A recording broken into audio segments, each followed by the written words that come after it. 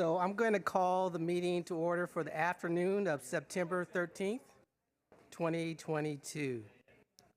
And Tony, can you please call roll? Jimenez? Present. Perales? Here. Cohen? Here. Carrasco? Davis? Here. Esparza? Here. Arenas? Foley? Here. Mahan? Here. Jones?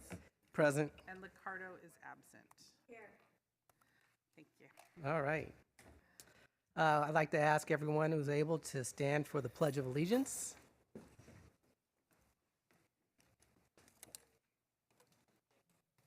I pledge allegiance to the flag of the United States of America and to the republic for which it stands, one nation, under God, indivisible, with liberty and justice for all.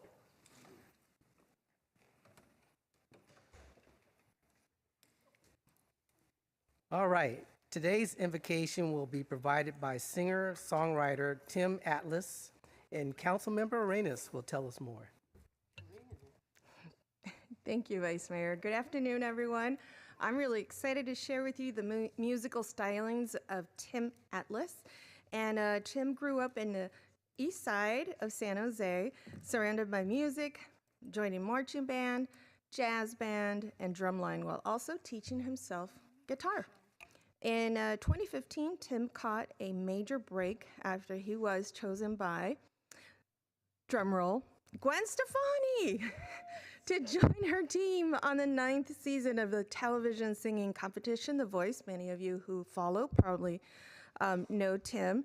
Following that experience, Tim went on to release a series of successful singles, and he's really an anomaly in the music industry, carving his own lane, somewhere in the midst of down-tempo R&B, neo-soul, and bedroom pop. Now he's based in New York and a rising star as a writer, producer, multi-instrumentalist, and recording artist. Here to bless audiences around the world with his feel-good vibrations and music. Trust me, if you look him up, you will keep him on your Spotify playlist. Tim is a true embodiment of what can be achieved when young people are encouraged, empowered, and provided with the resources to follow their dreams, take risks, and pursue their talents. And I know that San Jose is just spawning as a spawning ground for good music. To all of our artists, thank you for what you create. Through your craft, you help others to evoke and validate their emotions, providing comfort that we are not the only ones feeling a certain way, and that's absolutely important post-pandemic and during pandemic. So I'm going to share with you a video from Tim Atlas and a peek at the music video for his single, Tangerine. And dancing is welcomed.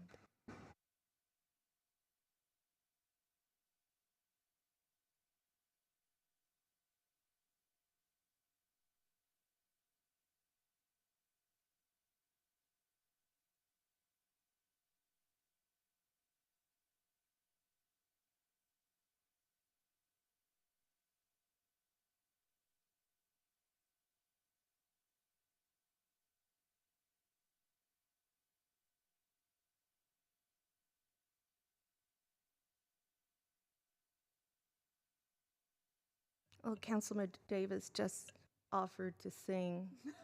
If we can't get the video going. Oh, there we go. Hello, my name is Tim Atlas. I am a singer-songwriter, producer, currently based in Brooklyn, New York, and I grew up in the East Side San Jose. I went to Evergreen Valley High School, and my upbringing was a lot of band programs like marching band and jazz band and drumline and things like that, and I really attribute a lot of the things that I do today to those resources that were available to me. So I hope for any San Jose-based artists or young people looking to pursue a dream that they continue to have those resources, and I hope they know that it's possible to do something that you love as a career. So thank you to Councilmember Arenas, Mayor Licardo, and the whole San Jose City Council for having me. So yeah, without further ado, this is my song. It's called Tangerine, and it's just a love song. And I hope you enjoy it. So thanks again, and have a good day.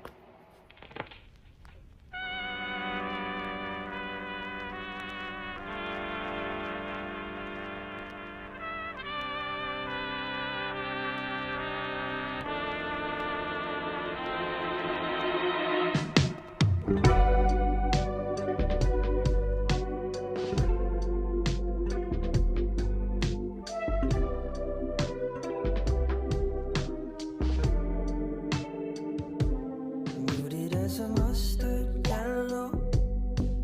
You don't say much. I wish I had the nerve to say hello. I swear I'll stay in touch.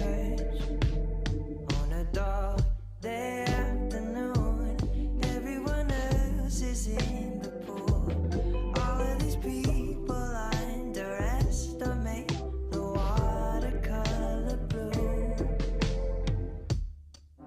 I've been running in a circle in my mind's eye, looking for rain. I'm breaking a sweat. Oh, I'm a mess. And I don't know if I can see through all of the clouds. Help me figure it out. Oh, what does it mean? You're my tangerine.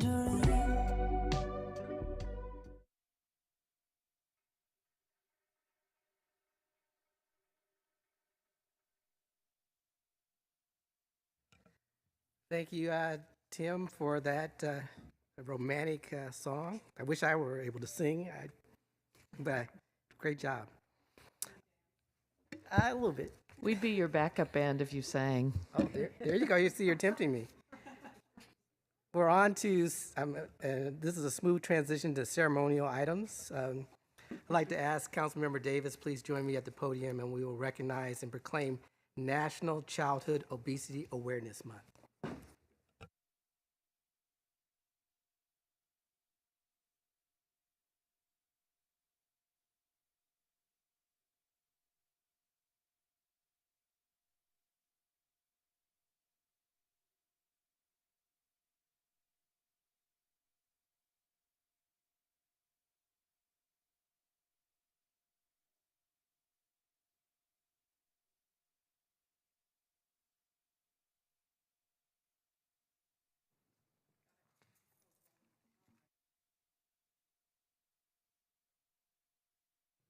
Good afternoon. And thank you, Vice Mayor. With your help and the support of my colleagues on the council, I'm bringing this proclamation forward today to highlight a growing challenge in our community. National Childhood Obesity Awareness Month provides an opportunity to learn more about this important major public health problem. According to the CDC, the goal for children who are overweight is to reduce the rate of weight gain while allowing normal growth and development. Some of you may know that I have been a strong advocate for making the city of San Jose a certified blue zone city. If you don't know what blue zones are, let me tell you. They are areas of the world where people are thriving into their hundreds. The Blue Zones Project is a way to create a community of well-being through people, places, and policy. We're actually well on our way in the policy realm of that. And it's a way to create sustainable system-level solutions that improve population health and economic vitality. By recognizing National Childhood Obesity Awareness Month, we're beginning the work in our community to move toward that type of blue zone well-being. If we can prevent childhood obesity, we have a greater chance of developing and having lifelong healthy habits. I'm very happy today to have Dr. Allison Collins, a pediatrician from Kaiser Permanente, to accept the proclamation and say a few words about her special program within Kaiser that addresses childhood obesity. Welcome, Dr. Collins.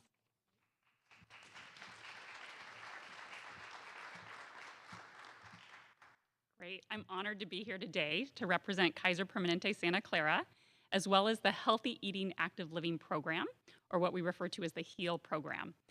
So we are a multidisciplinary team with a pediatric physical therapist, a pediatric nutritionist, a pediatric psychologist, a pediatric health educator, as well as myself as a physician.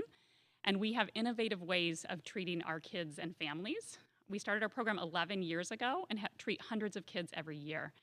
And we do innovative things like teach children's cooking classes to the kids and their families. We also do interactive movement and physical activity with them, as well as address behavior changes to really help them have lifelong sustainable healthy habits. However, we are only a drop in the bucket. To really address the childhood obesity, we really need to come together as a community. We need to include both cities, like the city of San Jose, as well as nonprofits and for-profits and schools, because this is a huge issue. Personally, I see this in the lives with my kids. I've got 2 school-aged kids, and we really are facing a very difficult environment. Our environment is very obesogenic, meaning what is out there, especially in terms of nutrition, is very high sugar, high fat, no nutrients, and very processed foods. And that's the norm, and that's what's become very palatable or very desired by kids. For example, for my kids, for snack, which they hand out free snack to all kids now, it includes things like cinnamon rolls, chocolate croissants, cinnamon toast crunch cereal with juice on the side. So that is kind of our current state. As a physician, it's very challenging. Working in my HEAL team, it now has become apparent that it's normal practice to refer kids for bariatric surgery, even kids as young as 10 years old. So something has to change. This is not normal. We need a new norm. So we really need to come together as a community, because it's not just healthcare that needs to address this, it's everybody in our community. And we really need to partner to have better solutions to make our environment easier, so that the healthy choice is the easy choice. I think there's some glimmers of hope. I've been in meetings recently where I've learned about community organizations that are trying to target this. I learned about a school district that's offering healthy cooking classes to families who are food insecure when they go pick up their food box. I've also learned about other organizations that are working with school districts to provide ways to bring healthier foods that kids are gonna like into the schools, so that the food that we're giving our kids actually promotes wellness as opposed to creating disease. And so we really all need to work together as a medical team, but also with the community to create these environments that can really promote health, so that our trajectory of childhood obesity, which just continues to go up in a skyrocketing rate, especially with COVID, so that we can bring it down and really make our goals of really making a dent in the child obesity epidemic. So I'm honored to be here today on behalf of my team, and very excited to see hope that communities like San Jose recognize the grave danger we're in with pediatric obesity and recognize how important it is to address this together as a team. Thank you for inviting me today. Thank you.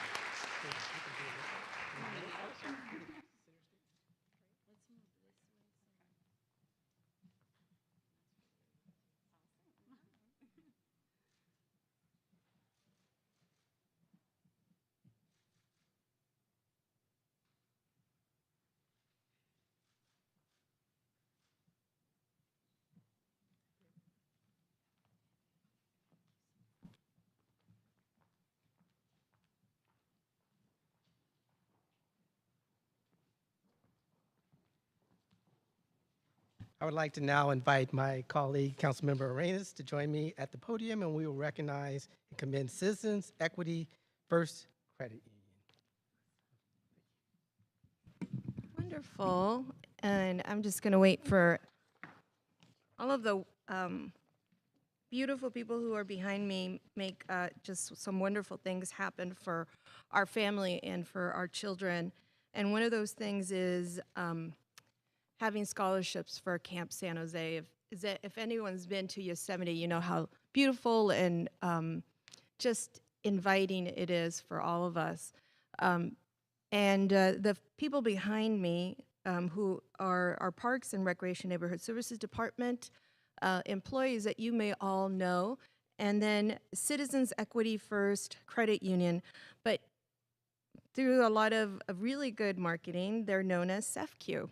And they're a financial cooperative that serves 374,000 members in Illinois and in California. And what they've been doing is serving our community in different ways. One of the ways that they provided a service here in San Jose was to be the first contribution for scholarships. And what that means is that kids and their families were able to go to Yosemite. You think going to camping sometimes is a rather affordable thing. But when you think about this, I see somebody shaking their head. Yeah, there's sleeping bags and the tents and the whatnots that provide all the ease and convenience of camping. It really adds up. And so what they've done is they have had some sponsorship with our PRNS programs, and our PRNS staff is so wonderful to have gone out and engaged SEFQ in this way. They did this because they know that they have done a lot of other charitable contributions, event sponsorships, and really volunteerism. So I know that they are true to their values. In 2022, PRNS distributed more than 1.7 million in scholarships. And so that's really a testament to the great need that exists in our community for affordable childcare.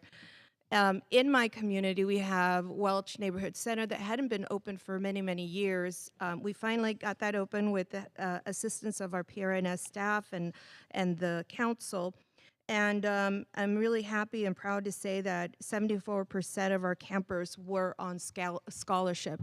That means that 74% of those folks weren't able to afford, and the reason that I'm proud that I'm highlighting this is not because they couldn't afford the program, but the fact that they're in there.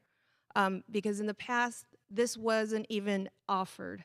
And second, it was offered and maybe they just didn't realize that there were scholarships to take advantage of. And so this is absolutely wonderful, and we know that during the pandemic, childcare was just so essential.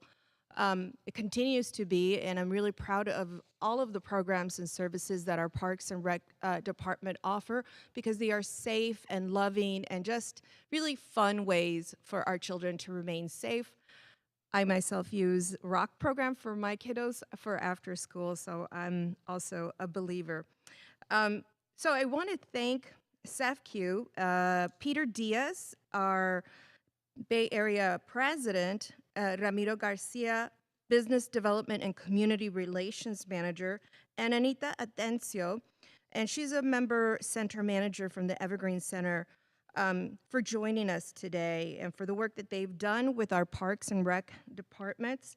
We want to extend our deepest appreciation, and we're extremely just grateful for your contributions. And then for those of you who are seeing us at home and I'd love to connect with SEFQ because their values represent yours and you'd like to connect with them. They're located on the Safeway on Capitol and Tully for all of your banking needs, and you'll find Anita's brimming smile there as well. So I'd love to have our Vice Mayor present this commendation and then offer our SEFQ representatives an opportunity to say a few words.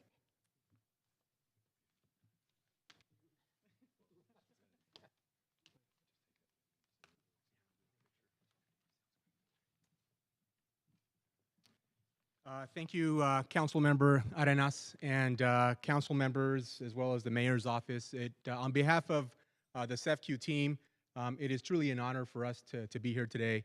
So we appreciate and thank you for that opportunity. At SEFQ, we strongly believe in truly giving back to the communities that are part of our success, and specifically where our members live and where our members work. Credit unions are local, community-based, not-for-profit financial institutions where customers or members, credit union lingo, support their local communities when they choose to bank at a credit union. So their doing business with us allows us in turn to give back to organizations such as this. We are committed to our communities. We are honored to show our support through this funding. And I would like to challenge other organizations that do business in the city of San Jose to look for ways to support efforts such as these, either monetarily or through encouraging team members through give back through volunteering. On behalf of SEFCU, thank you for allowing us once again to be a part of yet another important investment in the community. Thank you.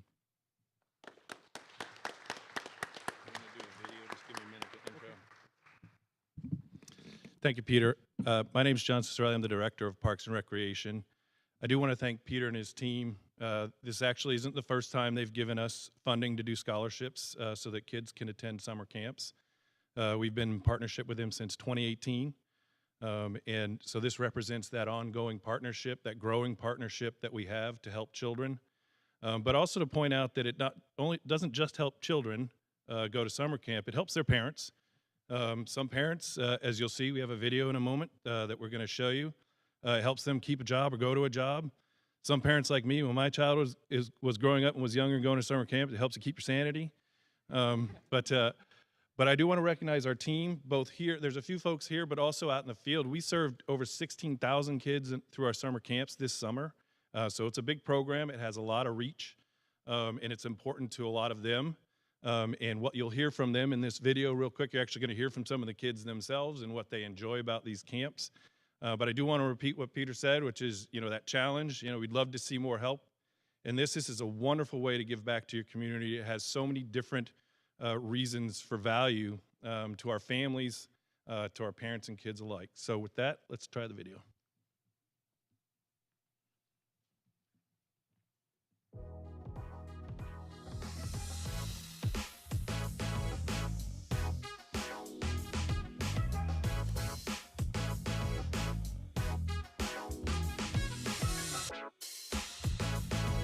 Our mission is to connect people through parks, recreation, and neighborhood services for an active San Jose.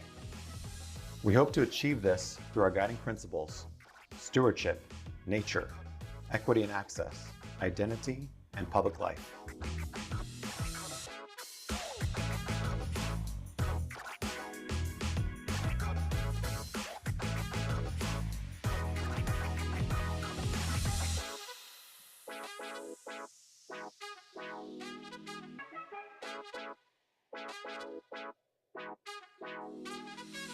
Does your child enjoy summer camp? Yeah, my daughter is 5 and this is her first camp, so it was kind of new, so she was kind of scared, nervous at first, but she does like it because there's so many activities here. We go on field trip once a week, like they just went to Great America and she enjoyed that a lot, and the skating too. How important is the scholarship so your child can attend camp? If we don't have scholarship, it's hard for our family to have them to join the camp. So when we have scholarship, we feel very good. Yeah, the scholarship is important for our family. Oh, really, really important because I am a single mom with 3 kids and I can afford it.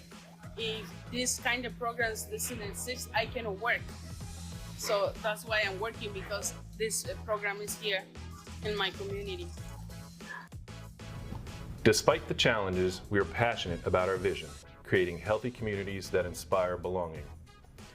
Our people, places, services, and connections are essential to the city of San Jose. If you weren't at summer camp this summer, what would you be doing? My extracurricular activities and just staying at home, I guess. I'd be staying at home playing video games all day. I would be at home sleeping.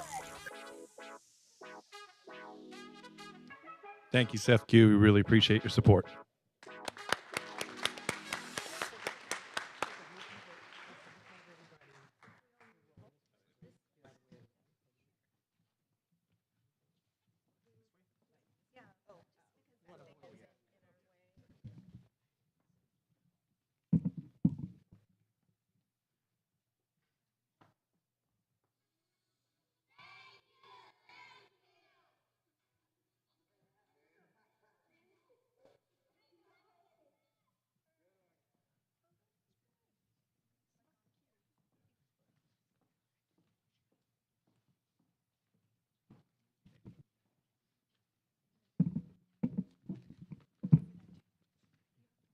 I'd like to invite my colleague, Councilmember Esparza. Please join me at the podium, and we will recognize and proclaim National POW MIA Recognition Day.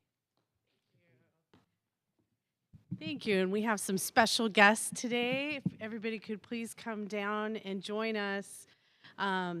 We have Jerry Arnold, Commissioner on the Santa Clara County Veterans Commission, Dennis Fogarty, American Legion Post Commander, as well as a member of the UVC and the VVA, Cole Cameron, Chair of our Santa Clara County Veterans Commission, Kang Dong, POW, as well as President of the Associates of Vietnam Veterans, Jeff Driscoll, American Legion Area 2 Vice Commander, as well as several of the Associates of the VVA. So we have some celebrities in our midst. So we're here today to commemorate and recognize National POW MIA Day. This Friday, September 16th, will be National POW MIA Recognition Day, where we recognize those service members who are or were held as prisoners of war, as well as the thousands of service members who remain missing in action. It is my honor to proclaim with the City Council today, September 16th, as National POW MIA Recognition Day here in San Jose. National POW MIA Recognition Day goes back to 1979, thanks to the advocacy of the families of the more than 2,500 Vietnam service members who were then prisoners of war or missing in action. Since then, we have observed it on the third Friday in September to honor and to remember the more than 81,000 American service members since World War II who remain missing. This includes more than 1,600 from the Vietnam War. For the families of these servicemen and women, they may never have the closure of having their loved ones return home. That pain and trauma can last generations, and we owe it to all of those who made the ultimate sacrifice and are still unaccounted for to unequivocally say, "You are not forgotten."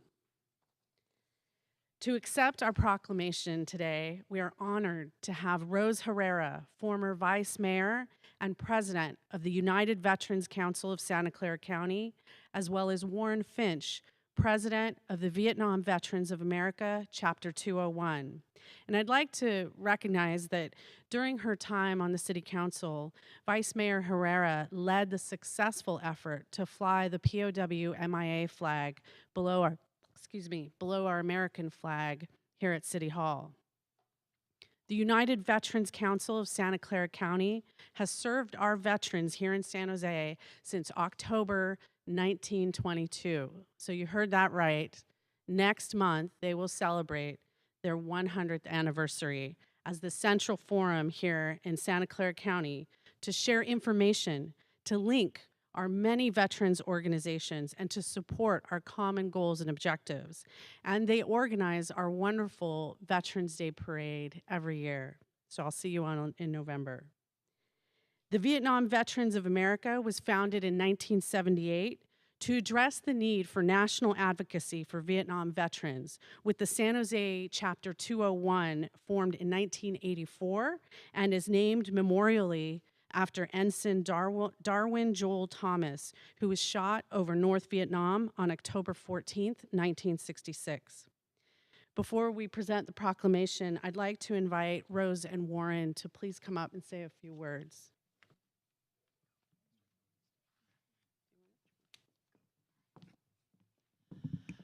Thank you, Councilmember Esparza. We all really appreciate the city honoring this day. And I do remember back in 2015 when we raised the flag out in front of City Hall, and hope to do that again outside at some future date. All of the veterans that came forward to ask for that flag to be flown. I know some of the people here behind me right now remember that and why that was so important. Because as Councilmember Esparza said, we want to never forget. We do not forget those who went before us, those who laid down their lives. those who are still out there yet unaccounted for. It's our commitment to always remember them. And it's important not only for the veterans to remember, but for everyone to remember, because we would not have the things we have in our country without veterans who have been willing to put their lives on the line to serve our country. So we really appreciate your acknowledgement, and thank you very much for honoring our veterans and those who gave it all for our country. Thank you.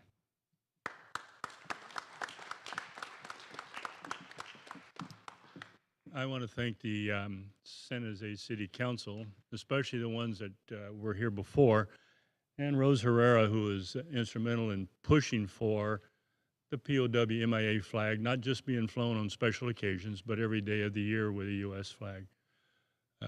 It's one way to help people remember that there are still people missing. In fact, our namesake, Darwin J. Thomas, is still missing. We don't know the exact details as yet. They think they have some identified an area. But the one thing that VVA helps do, and not just for Vietnam vets, but try with other veterans, is to push the national organizations to try to identify the remains and help the families get some recognition of what happened to their loved ones. Again, I want to thank the mayor, vice mayor, and the city council for their support of veterans. Thank you.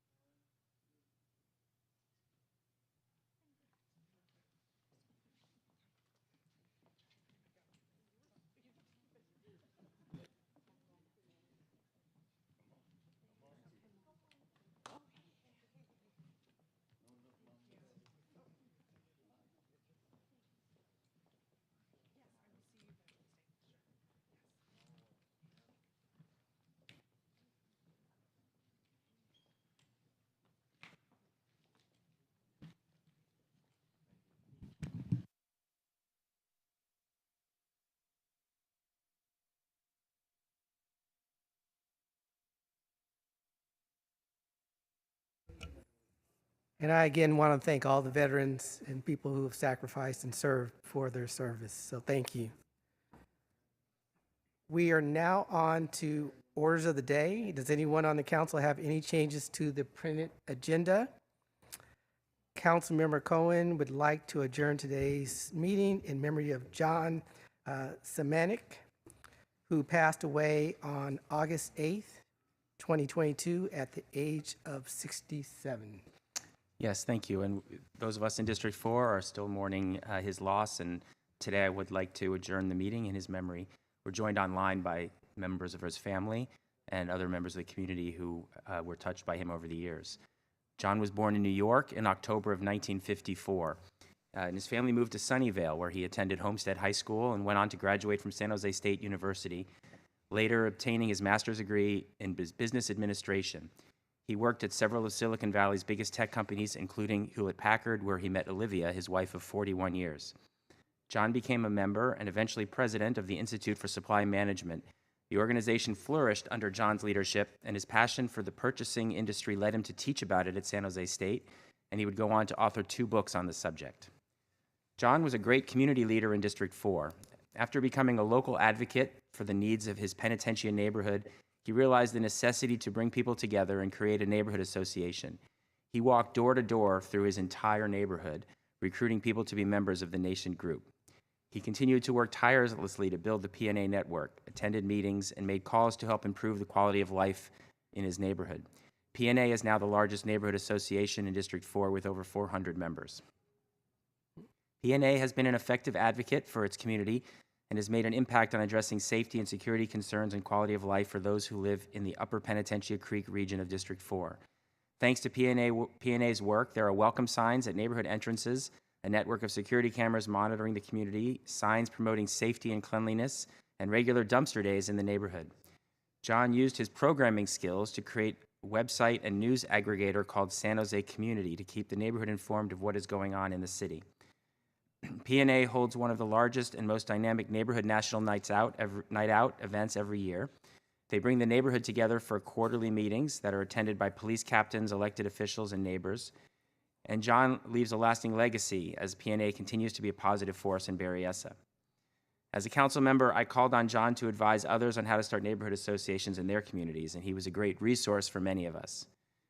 John was also a serious sports enthusiast, was a diehard fan of the 49ers, Warriors, and loved college football. He was a caring, compassionate person and an inspiring community leader who received many awards and accolades for his decades of public service. He will be remembered for his kindness, generosity, love of family, passion for working to make the world a better place, and genuine capacity to share his time and talents with others. After a 7-year battle with cancer, John passed away on August 8th at the age of 67. He's survived by his wife, Olivia, 3 daughters, Natalie, Diane, and Jessica, as well as 5 grandchildren, Mia, Dominic, Antonio, Rocco, and Isaac, all of whom brought him immense pride and joy.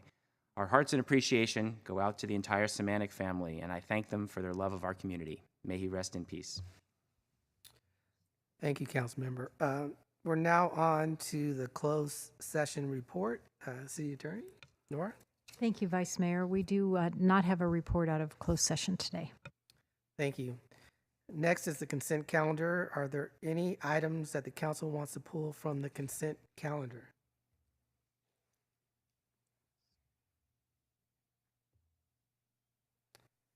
I don't see any. So we will now take public comments. Blair Beekman. Hi, Blair Beekman here. Happy September to everyone. Surprised there's no council comment on consent calendar. I just wanted to, I guess there's 2 items that the mayor will be giving lectures on the East Coast in September. And that I think will be kind of summing up his experiences as mayor of San Jose, and his experiences, what he's gone through, and can describe in his lectures what he's gone through the past few years. It's a reminder to myself that with him leaving and with 3 other very important council members on the current dais that will be leaving in November or in January, a thank you for all of their good work. And I think they all want to have some sort of continuing legacy of the things that they've worked on that can continue into the future of San Jose. Good luck in what those things can be, and I hope we can talk about those things here. I would like to talk about them at public comment time in the next few months, what I feel each council person and the mayor brought to the process and what their continuing legacy can be. I'll be interested in sharing that. And I guess I'll start with Councilperson Carrasco, that I hope she can really get across the goal line elderly care issues for the East Side, for District 5. For instance, computer use at community centers. That's been a really important point for her for a few years now. And I hope that we can work on that this fall and really make clear how they can have the same practices as other districts. It's been important to her. Good luck in those efforts, and to all of us in our future. Thank you. I'll entertain a motion. So moved. Second. All right, it's been moved and seconded. Tony? Jimenez. Yes. Perales. Yes. Cohen. Aye. Crosco.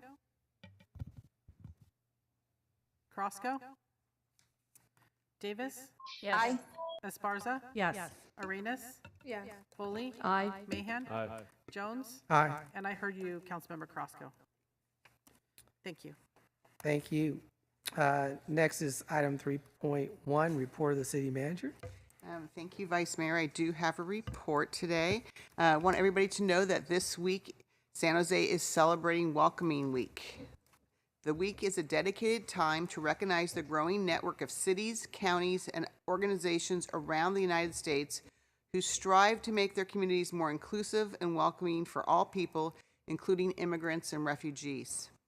As a certified welcoming city, San Jose is proud to spend this week celebrating the cultural diversity in our city.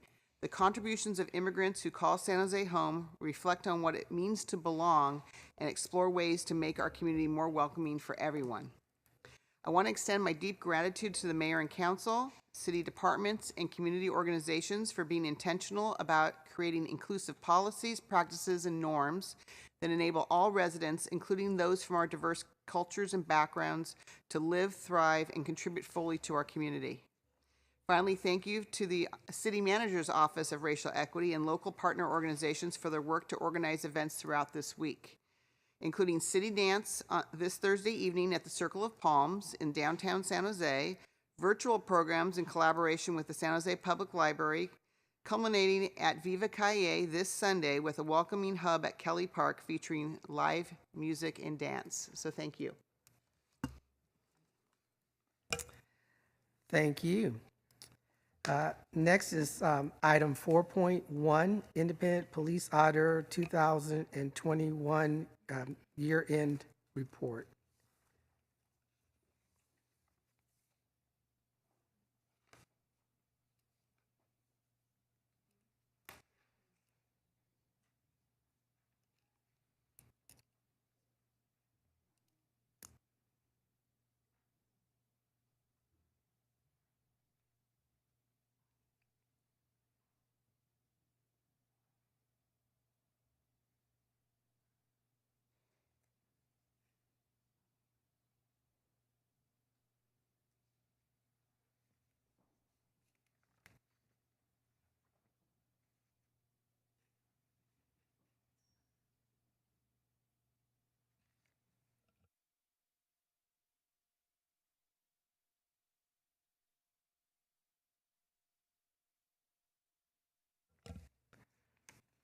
Welcome, Siobhan.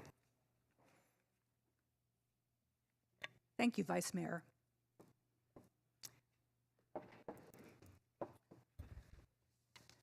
My name is Siobhan Nuri. I'm the Independent Police Auditor. We will be presenting our annual report to you today. First of all, I'd like to thank my staff, which have been amazing. My assistant is Eva Roa. At the office are Vivian Doe and Jessica Flores. With me today are two new hires, Alex Chaboya and Maxwell Nelson. And then I do need to thank two staff that left my office this year, Aaron O'Neill, who was enticed away by the city attorney. Thank you, Nora. And Talina Martinez-Barrientos, who took a job with the County of Santa Clara. So while we're trying to get our slides up, let me just explain the process of writing this report so you have some assurance that it's not done in a silo. Each year, the internal affairs staff and our staff meet, and we agree on a data set. Which cases are going to be enclosed in this current year's case stats? So we decide on a data set, and that's usually done in January. And then in about March, we supply internal affairs with the statistics derived from that data set so that we can address any concerns that might arise about counting and a whole host of other issues that may come up. Also in March, we provide our draft recommendations to the chief and the IA commander. And then we begin drafting. And the draft is circulated with the city manager, the mayor, the city attorney, the chief of police, and the internal affairs lieutenant. This is to ensure that there are no questions about data and that any concerns about how things are characterized or tone can be addressed. The report was finalized, and we then met with we met with the chain of command regarding some of the recommendations, and we had a pretty frank discussion. But as you can see from the department's response, they have agreed to implement and have implemented some of the recommendations. So let me just check. How are we on slides? Yeah?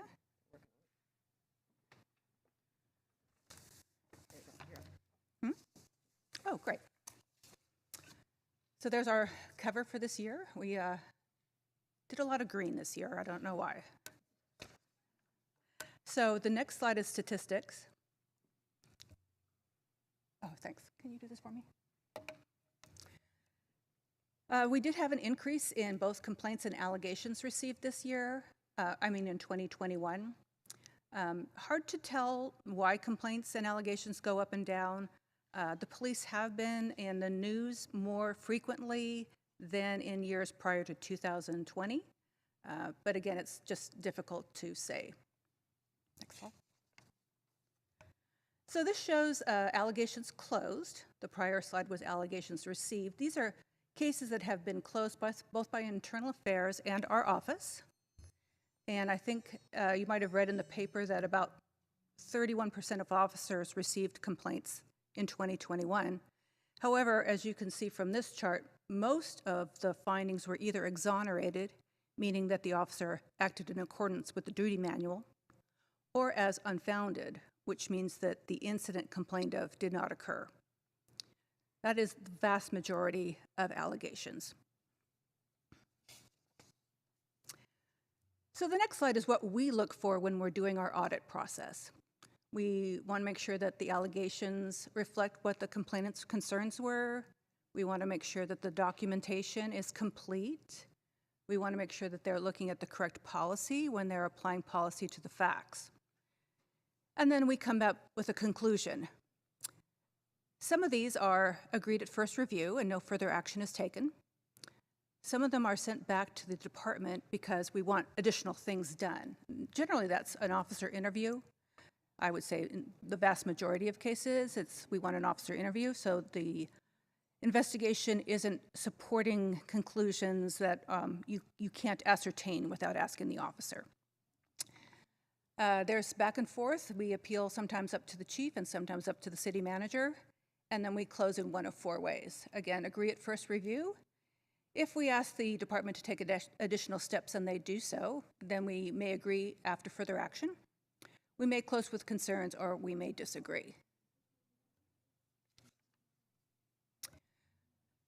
We were tasked by the Police Reform's work plan to provide a summary of cases closed about the social unrest complaints. 6 cases were closed and described in our last year's report. 6 cases have closed since the last year's report, and they're described in the report you have in front of you. And then 12 cases are told due to civil litigation, either in state or federal court. All of the cases closed since last year's report had some issues with what's called tolling, which means an administrative investigation is placed on pause until the civil litigation is completed. But it's exceedingly important that that tolling be proper, both in its initial application and then when it's released due to a settlement or final disposition of the civil litigation. Next slide. So we were pretty busy this year. We had, through the work plan, been tasked with obtaining an independent after-action report consultant, the use of force consultant, 21st century policing consultant. Those consultants were obtained and those reports were presented at council in March of 2022. We worked with the Reimagining Public Safety Committee. I was one of the non-voting members. And then we also worked with some of the charter review subcommittees and full committee.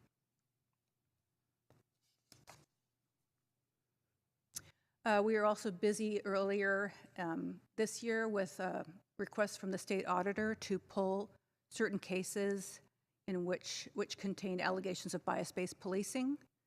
The state looked at 5 law enforcement entities. They're listed on the slide. And they concluded that at least these 5 departments had not adequately guarded against bias conduct. And they looked at a number of things. They looked at hiring, background, training, investigation. So hopefully in the near future, they will be providing more concrete steps that we can take to guard against biased conduct. Bias-based policing allegations are exceedingly hard to prove.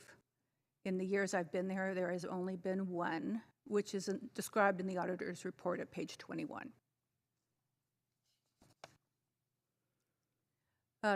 In June of last year, the city and the POA agreed to a pilot project in which I could do things I had not been able to do prior.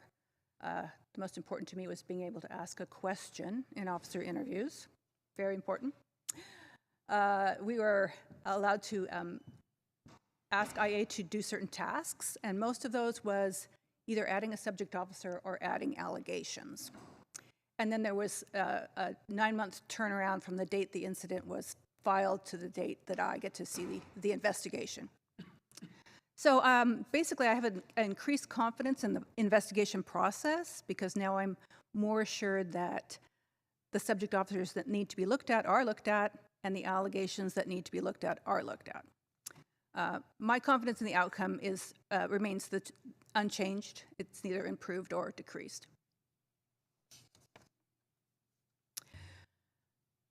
Pretty much the only remaining item on my plate for the police reforms work plan is hiring a professional to look at whether or not investigations should be moved out of internal affairs.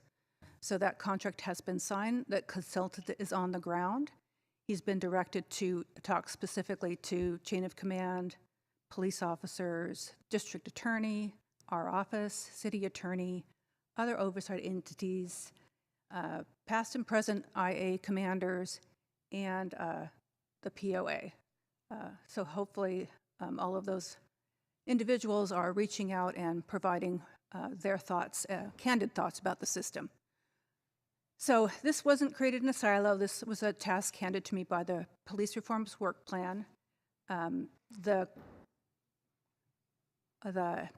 RFP was drafted with help from the city attorney, city manager, and the police department. And we had a member of the police department on the evaluation panel. So again, it's talking about first whether investigations, all or some, should be moved out, and also if none or some should be moved out, are there ways that we can improve the current internal affairs process? We hope to have that report to you in October. We have 10 policy recommendations this year, although I've been informed because they're subparts, there are about 36. That would make it a very complicated slide. The department has provided its own response that is also attached to 4.1, and I think all of them are moving forward. Fortunately, I was mindful that they have about 405 recommendations from a whole host of other entities, so I was mindful to make sure that that my recommendations did not entail a lot of cost or staffing. And lastly, we have decided to update our logo. So Teresa Guerrero Daly was the first IPA, and she created this logo. She passed away about 2 years ago. She did a lot for our office and to weather those early years of controversy and contention. We decided that we would have a more modern logo, that's something that would be more amenable to social media, but we did keep the key elements that she had included. Her husband dropped by my office a couple weeks ago, and I did let him know that we were going to update, but in her honor, we were going to keep these key elements. And that, I think, is my last slide, so available for questions after the department presents. Thank you. Go ahead, Chief. Thank you, Vice Mayor. I'll make it quick here. Just want to thank Siobhan and her staff and the IPA office for this report. It is important for the department to have a review and audit process of the services that we provide. And just to give you a quick background, the police department responded to 309 100,760 calls for service in 2021, resulting in 15,497 arrests, which resulted in 467 uses of force incidents, and that's down from 715 in 2020. As also shown in the IPA report, our force complaints have also decreased in that year, 2021. So the number of complaints, as the IPA had shown in her report, 333, some of which are unfounded or exonerated. This results based on the calls for service that we responded to is 0.089%, or less than 1 in 1,000 calls for service result in a complaint. So our officers, while we can improve, our officers are doing great work out there to maintain our community safe. And I recognize that the department is always looking for ways to improve our service delivery and to correct an officer's behavior, as has been indicated in the recommendations that we are agreeing to implement here in the coming years. So with that, we're also open to any questions. Thank you, Chief. We'll now go to the public for public comments on this item. Paul Soto? Yes, Paul Soto from the Horseshoe. Thank you for that report. What piqued my curiosity is the fact there was only one case of bias. Okay, that Facebook page that we found, okay, had these cops were saying that we should make nooses out of the hijabs for Muslims. So that's not accurate. What it means is that the bureaucracy is so clogged and it's so convoluted that we're not able to root out the cops that don't need to be wearing that badge. When that officer is called, I want to make sure that this officer has a degree of integrity and he understands what his role is in society. And it's not to come and bum rush somebody, and it's not to come or the means by which he exercises power to project that onto the citizenry. The other thing is that the police auditor has no subpoena power. There's absolutely no subpoena power. And any entity that exercises power in a society must actually welcome a check on power. And that is one of the reasons why I respected Chief Mata, because Chief Mata stated very clearly and explicitly is that I welcome you. SB 1421 will be applied. Under my administration, that will be applied. What is that? It is a check on people's power, because they don't get to just do whatever it is that they want to do to the citizens. And we don't have any power to exercise against them because we're poor, we're from neighborhoods that aren't going to be listened to, or we generationally started getting locked up back in the 80s and 90s, and we're not going to be believed. It's going to be their word against ours. So thank you for the report. Thank you for the work you're doing, Chief Mata. Catherine Hedges?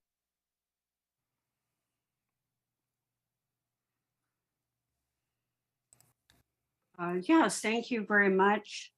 My name is Catherine Hedges. I'm with Showing Up for Racial Justice, and I agree with the previous comments, and I think it's just, I don't know, I have a hard time believing that so many complaints by the public were completely unfounded, and these numbers just don't make sense to me. And it's ridiculous that there's no subpoena power and that only cases that have already been reviewed by the police can be reviewed by the IPA. We need to reform our policies. Thank you very much. Sandra Asher? Good afternoon. My name is Sandra Asher. I'm a member of Safety for All Disability Justice Coalition, a long-term resident of San Jose and a voter in District 10. I support the previous comments made. I appreciate the hard work of the IPA and her department. I was surprised at the number of officers with repeat complaints, and concerned that people who have multiple complaints about how they're doing their job, regardless of whether they're founded or unfounded, remain in that position. I think in most professions, if you receive a complaint from your customer, if you have multiple complaints, you are no longer allowed to perform in that job. So I'm a little bit concerned about that. I do think that the investigation on bias did show that bias is underreported, and that the process for investigating bias within the department needs to be rethought. And I yield the rest of my time. Thank you. Back to the council. Thank you. And Siobhan, again, thank you for that report and all the work that you do. I mean, you had so many plates that you had in the air that you were juggling, and I didn't hear any breaking. So, great job. I have a question, and that is in terms of bias-based policing. Where do you draw the line, or how do we determine where the line is crossed between proactive policing and bias being a factor in the encounter or the stop?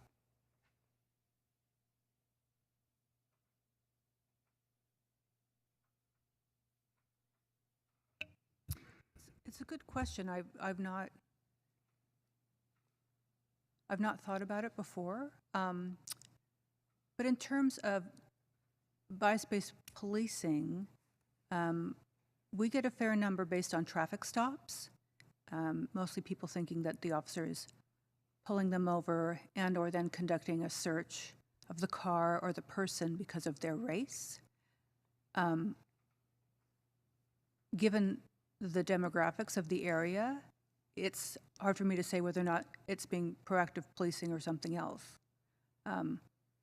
Your question might be answered by the RIPA data, which is a statewide database that reports the reasons for stops and then various outcomes.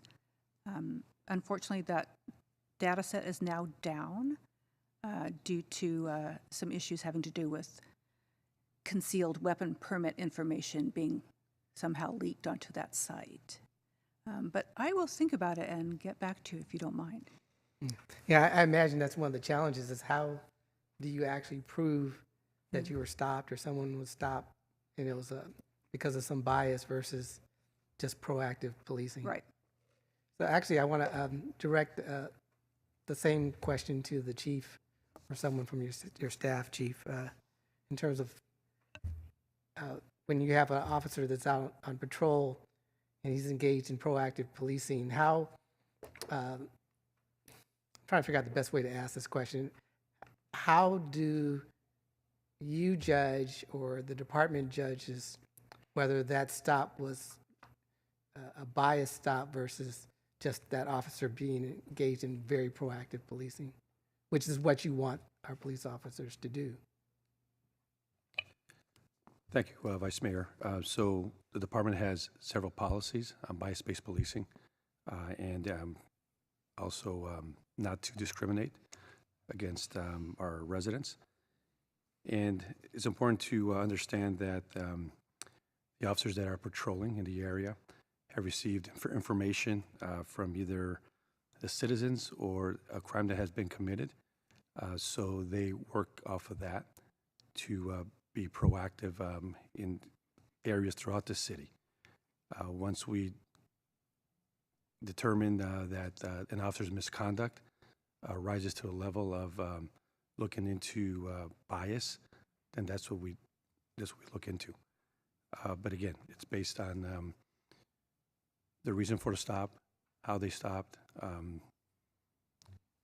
what their conduct was during that stop, to determine if any bias was involved in the contact that the officer made with our resident or with the citizen. And if it rises to that level, it would be investigated. As the IPA mentioned, mostly these are complaints from citizens that call in and perceive that they were stopped based on bias. And I'll have Lieutenant Donahue add to that since he looks at the RIPA data as well. Thank you, Councilmember. So it's a challenging threshold to cross when you're looking at bias-based policing, right? You have to be able to articulate that the actions the officer took were based on bias. They stopped that person based on bias. They searched the car based on bias, whatever it may be. So in 2021, we received 122 allegations of bias-based policing. Now that's 122, let's say, separate people saying, hey, I think you stopped me because of this, whatever the protected class was for that would qualify for the bias. Every one of those was investigated, and every one of them was closed as exonerated, unfounded, what have you, not sustained. So in the investigation, the IA investigators don't just look at, an officer coming in and saying, I didn't do it because of that. They look at the totality of the circumstances. They're looking at body-worn camera video. They're looking at witness statements. They're looking at actions preceding the stop. They're looking at the actions following the stop. And from this complete picture, they're able to say, okay, that officer did that action, made the stop or the search, based on probable cause or reasonable suspicion or the actions of the subject who was stopped, not because of a protected class or being part of a protected class. So the trigger for us, it's kind of like a bright line, but it's not easy to articulate. So it's a challenging question, right? But when an officer behaves in a manner that indicates they're doing something based on a perception of a protected class, that's going to be a sustained bias-based policing complaint, which we've done, right? We've had sustained bias-based policing complaints. It's just in 2021 we didn't have any, and we have before. So to answer your question, it's kind of a long, drawn-out way of doing it. I hope it answered your question adequately, but yeah, it's something that we take very seriously. We do not we do not bat an eye at an allegation of bias-based policing. It's one of the most egregious things that an officer could do. No, it definitely answers my question. It's the totality of the interaction and not just one part of it, but the whole interaction. Last question, and I've talked to some of my counterparts in other large cities, and one of the issues that they're facing is that their police officers are not engaging in proactive policing. Is there a tipping point in terms of the type of controls or policies or rules that we want to implement? Because obviously no one wants to see bias-based policing. Nobody wants to see, our citizens, harassed or judged based on, the color of their skin or other features. But at the same time, we don't want the police to not want to be out there enforcing the law and engaging in proactive policing. So my question is there a tipping point? And I know that's another tough question to answer, but is there a tipping point where our officers will not engage in proactive policing? So Vice Mayor, are you asking at a certain point, does the duty manual get too large such that officers back away from being proactive? That's part of it, yes. Yeah. Well, the duty manual, I will submit, is very large.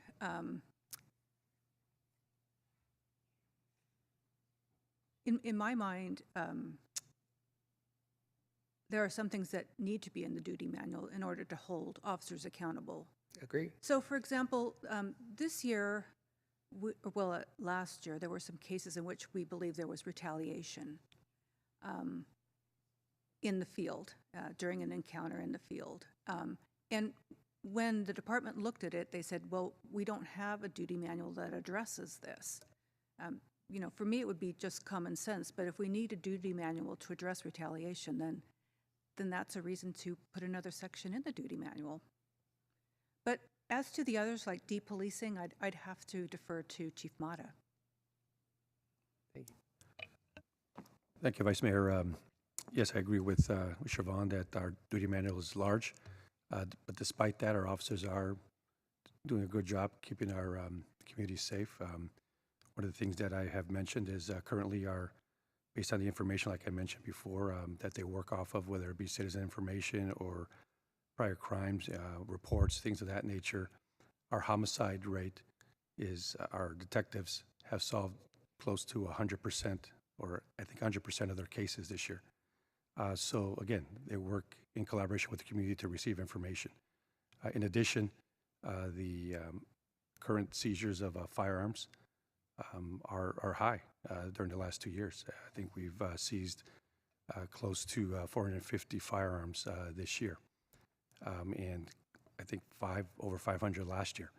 So again, despite what's in the duty manual, the officers work within the law for the most part to ensure that bias is not present when they provide that service delivery. Now, one of the things that we'll look into, like the IPA had mentioned, is if it's not in duty manual, then we'll look into what needs to be added to ensure that their officers are accountable, so that our community is not victimized by overuse of authority or power that our officers have.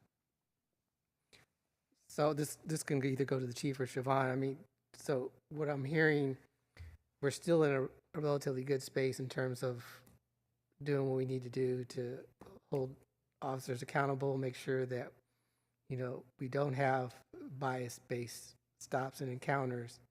But at the same time, our officers are still engaged in proactive policing. They're still motivated to go out and, you know, stop crime and solve crime. Is that what I'm hearing, or is there another interpretation?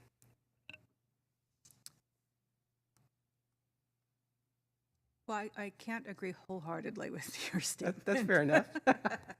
I wouldn't expect you to, Siobhan. You know, as you can see in the report and specifically in the summaries, some of the investigations conducted by IA we feel are problematic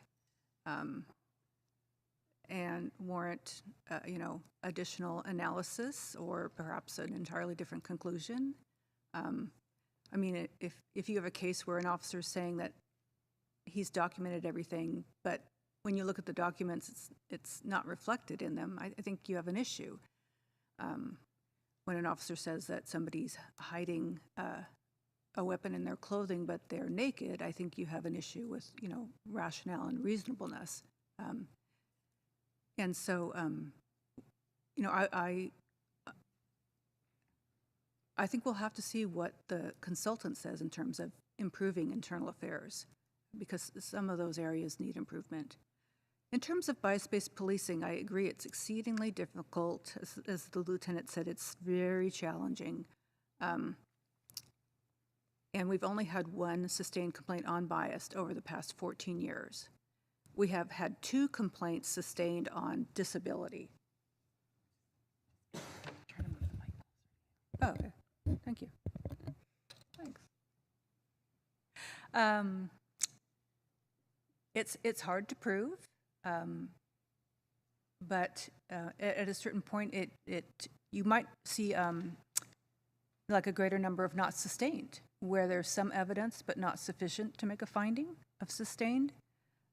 When you look at the totality of the stop, if the officer, you know, pulls over a person for expired tags, but she has valid registration in her purse, and her mother just renewed it that morning, and they put the people on the curb, and they do an inventory search, and they talk poorly to them, and then they tow the car, and they don't let the owner arrive. I mean, that every single one of those disparate conduct could be explained away as not being biased, but when you put them together, that is, I think, some evidence of bias, and I would urge the department to do more of that during their investigations.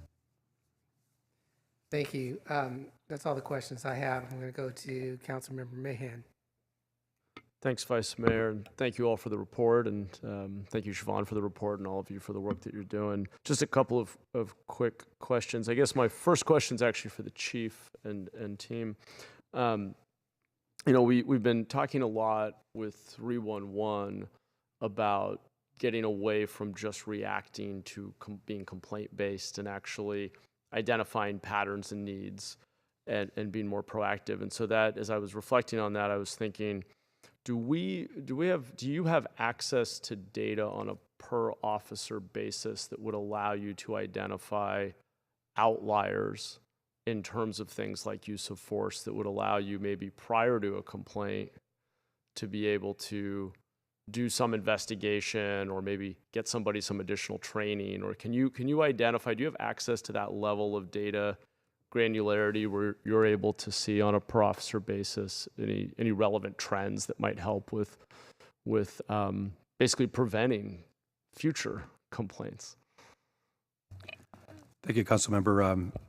Yes, we're in the process right now of developing an early warning system, which gathers several pieces of data, not only calls for service, arrests, complaints, things of that nature, to identify at the officer level officer performance.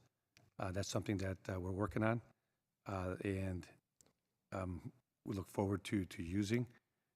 In addition to that, that program, we're also looking into to see how we can use that data by developing a unit, a risk management unit, that would take a look at that data, because as has been alluded to, the IA unit is busy with their investigation, so we need a separate entity that would take a look at that data specifically, so we can identify those officers and provide training, intervention.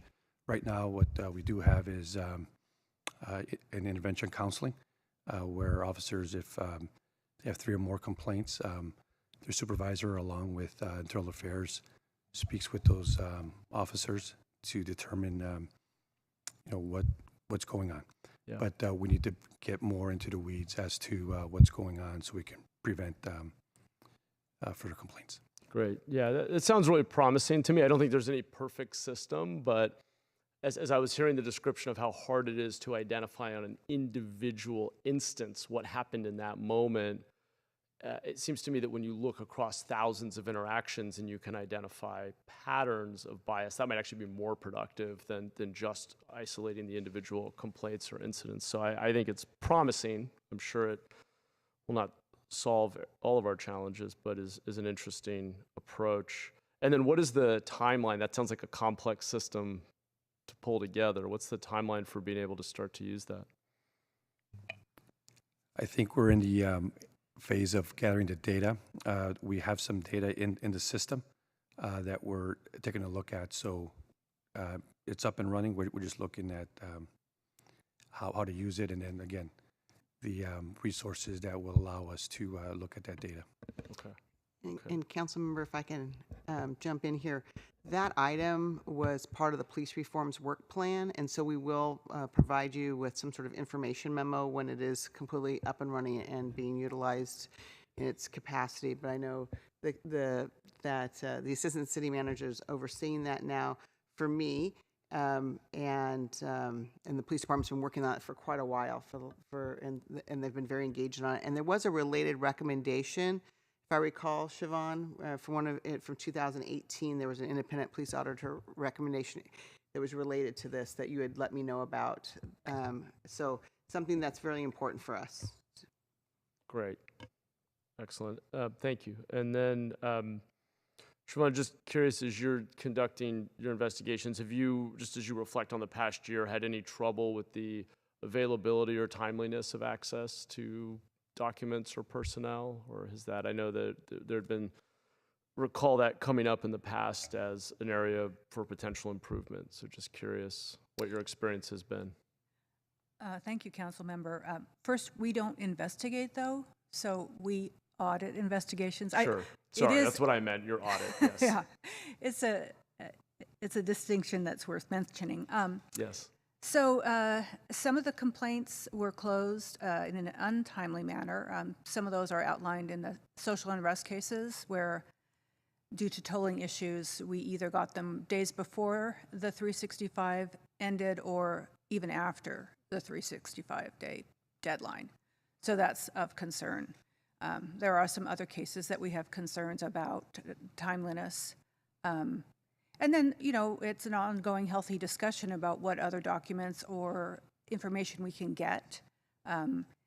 We might be interested in something that is related to the incident, but IA didn't feel it worthy to obtain. So there's been a healthy back and forth about whether or not they will provide it for us.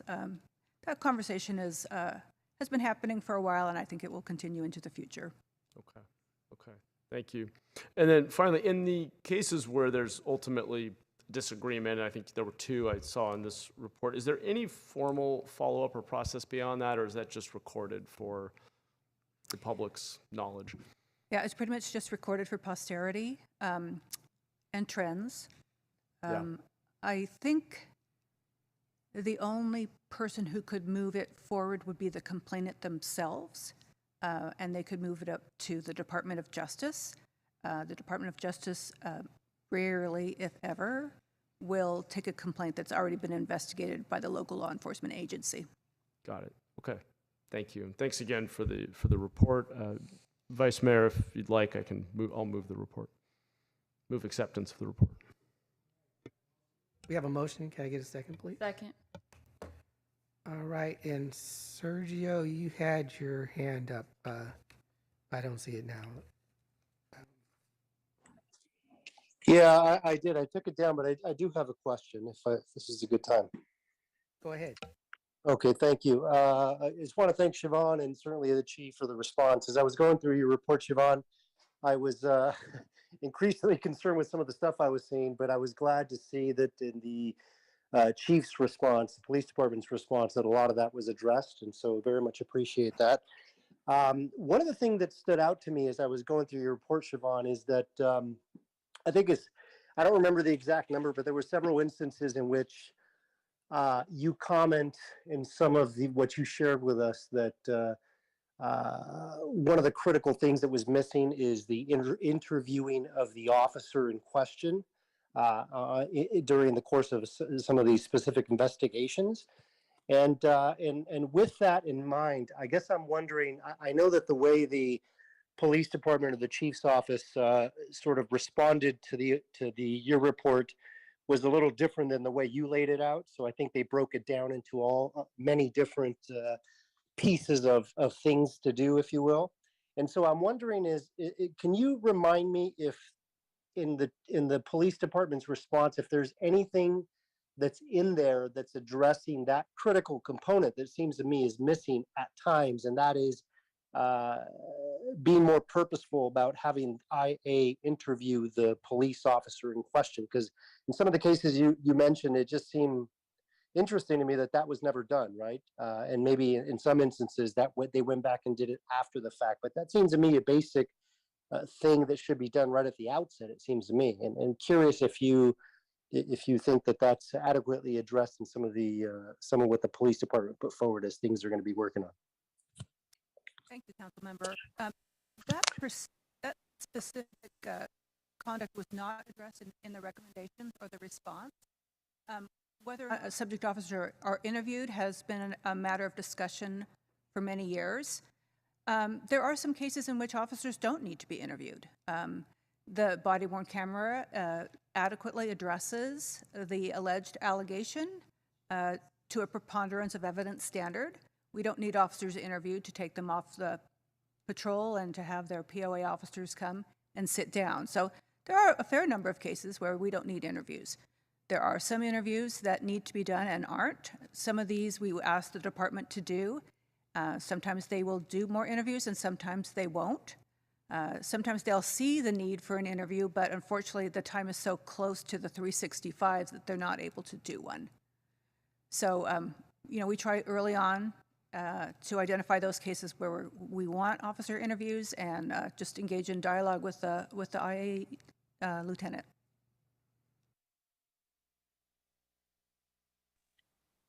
Yeah, sorry, I don't know if I lost you, Siobhan, or if you were done. I am done. Sorry. Okay. So yeah, so I guess what I'm curious about, and Chief, if you have some thoughts on the topic as well, but let me just ask a very quick additional follow-up question. This goes to both of you. Is there a way to formulate some standards in which, you know, an investigation begins? There's a complaint filed by IPA, and in the circumstance in which an officer should be interviewed, they're interviewed. I guess I'm trying to understand how it's decided when the officer in question is interviewed or when they're not, to prevent some of this tension, if you will, that occurs during the course of some of these investigations. Well, in my experience, usually an officer is interviewed if the body-worn camera and or the statements in the documents fail to provide sufficient evidence to make a finding. So if an officer, let's say, well, for instance, if you're talking about an officer's intentions, which can be important to a whole number of allegations, particularly the reasons for search and bias-based policing, those types of, that type of evidence is usually not obtained through documents or body-worn camera. And in that instance, you would need to interview the officer so you're not making assumptions. Because assumptions, as you know, is not a good evidentiary basis. But I would have to say the cases vary widely, and they are pretty just case-by-case discussions. Yeah, and Chief, do you have any thoughts? Sure, Councilmember, I'll add to that. Like any investigation, as the IPA had mentioned, we either interview or do not interview based on the evidence, but normally when an officer is being brought in is to clarify either their statement in the report or their body-worn camera to seek clarity, and also to ask any other additional information as listed in the allegation. Now, when an officer is brought in, not only are the IA investigators asking questions, but the IPA is also advised of the officer being interviewed, and they have the opportunity to come in and ask questions as well for clarity and any additional information based on the listed allegations. Again, those circumstances that were briefly stated earlier is that when we don't have, or when we have an additional allegation that the officer was not advised of, that it becomes problematic because we cannot ask questions on a new allegation. The officer needs to be advised of an additional allegation, and then before we ask additional questions. I think that's where we run into the timing of questioning, or whether we ask additional questions or bring in additional officers for those if they weren't advised. Okay, all right, yeah, thank you for that. And Chief, just one last question for you is that, and that is in the response to Siobhan's report, it was broken down, you know, as far as you guys broke down in more sort of getting into the minutia of separating out some of her recommendations and listing them off on things that you've already done, things that are in process, and things that you're going to be doing later. How do you envision that coming back to us? Does that come back to Public Safety Committee, or is that, I mean, where would we see the work on those items sort of surface again, if you will? And that can be a question for the city manager as well. I'm curious. Hey, council member, it's Steve Donahue from Research and Development.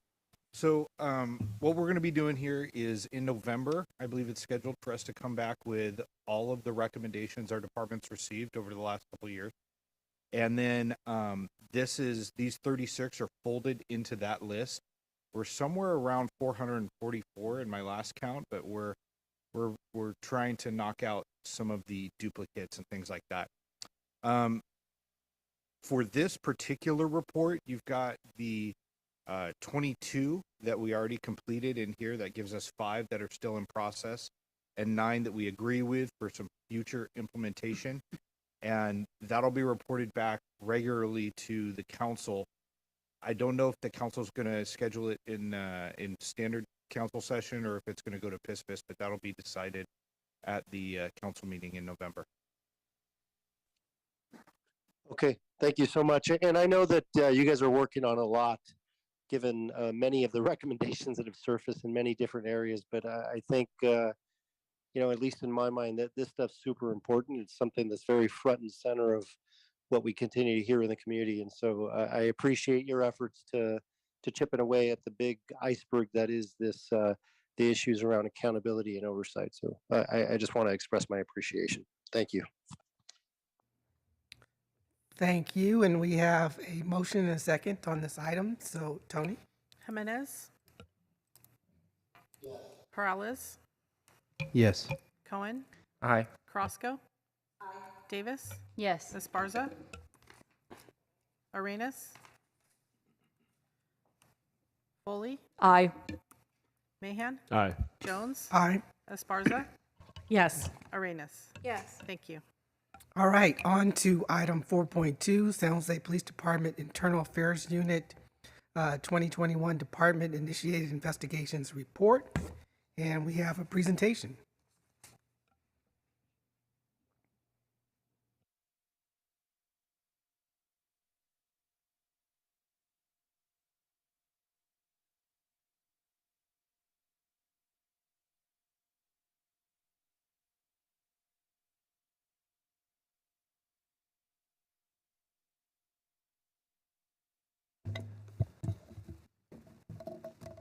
Just switching some chairs here, Vice Mayor, but this will be the 14th Department-initiated investigation report that we will present to you. With me, I have former IA Commander, Captain Jaime Jimenez, and current IA Commander, Max Zuniga, to present this report. So I'll pass it over to Captain Jimenez for the presentation, which will be a verbal presentation. Thank you, Chief Mata. Good afternoon, City Manager McGuire, Vice Mayor Chappie Jones, Mayor Freeman, and all the council members and everybody in attendance. Thank you to the IPA and her staff for her report. We really appreciate it. My name is Jaime Jimenez. As the Chief said, I am the former commander of the Internal Affairs Unit at the San Jose Police Department. Again, here with us is Lieutenant Max Zuniga, who is the current IA Lieutenant. And I'm here to present the Internal Affairs Department Initiated Investigations Report for the 2021 calendar year. This is the 14th DII report issued by the department. The report includes administrative investigations of potential misconduct. This report differs from the IPA's report in that it involves both sworn and non-sworn employees. To begin with, I'd like to explain the distinction between a conduct complaint and what we call a DII, or a department-initiated investigation. When a member of the community files a complaint against a department member and it's determined to be potential misconduct, the complaint will be classified as a conduct complaint. The initial investigation must determine whether the facts stated in the complaint are such that, if sustained, would amount to the potential violation of department or city policy. A DII, on the other hand, is an internal investigation initiated by the Office of the Chief of Police. In matters of public trust and transparency, the department cannot solely rely on conduct complaints to address misconduct. The department must also hold its members accountable. Consequently, DIIs are often based on allegations which come directly from members of the department when there are specific awareness of or a belief that a department member potentially violated department or city policy. DIIs may also be brought to the attention of the department by another police or judicial entity. DIIs are either investigated by the Internal Affairs Unit or by the involved member's chain of command. As a reminder, I'd like to discuss some historical changes to the DII process. In the past, an existing DII would be reclassified as a conduct complaint if the complaint was received by a member of the community. When the case was transitioned to a conduct complaint, the IPA was notified and may have elected to audit the investigation. However, with the passage of Measure G, which took effect January 1st of last year in 2021, all DIIs may be reviewed by the IPA's office. Now I'm going to talk about some just bullet points of what happened last year in 2021. In 2021, the department initiated 32 sworn DIIs compared to 41 in 2020. Of these 32 DIIs, 33 sworn members were named compared to 41 in 2020. The total number of allegations associated to the 32 investigations was 72. compared to 210 in 2020. The reason for this deviation could be tied to one complaint which involved 73 sworn department members and 148 allegations, and that one occurred in 2020. Excluding this single investigation, the year-end totals would reduce to 29 sworn employees with 62 allegations, which is consistent with this year's statistics, or last year's statistics in 2021 of 32 sworn members involving 72 allegations. And I apologize, a lot of information, but it's all found in the memorandum. In 2021 also, the department completed 33 investigations, which contained 77 allegations against 32 officers. Of the 33 investigations, 20 investigations, or 61%, were sustained. And of the 77 allegations in those 33 investigations, 50, or 65%, had a sustained finding, which just goes to point out that DIIs have high sustained rates, usually in the 60 percentile in 2021 at least. The most common allegations in 2021 for sworn officers was procedure, followed by conduct on becoming an officer. This trend is consistent with the previous 4 years between 2017 to 2020. The most common form of discipline in 2021 was training and counseling for sworn members. The most common discipline had previously been documented oral counseling, so this is the only real deviation from what was the norm. And in conclusion, officers with 1 to 3 years of experience are most likely to be subjected to DII, followed by officers with 21 to 30 years of experience. Procedure remains the most common allegation when investigating alleged misconduct. Training and counseling was the most often discipline imposed. DIIs continue to sustain at a higher rate than conduct complaints. And finally, IA has begun to distribute a monthly newsletter, attend briefings, and change policy to provide common trends and patterns to help members identify problematic behaviors and improve our best practices. And with that, I thank you, and that concludes the oral presentation. Thank you. We will now go to public comments. Paul Soto? Yes, in order to have any democracy legitimized, there has to be a police power. Somebody that is in charge of instituting what democracy is. That's why officers are schooled on the Constitution. They have to all of that. But in order for democracy to work, those that wield power must accept a check on that power, and they must submit to that check willingly. You see, if they don't submit to it willingly, then the police department is not worthy of the power they exercise.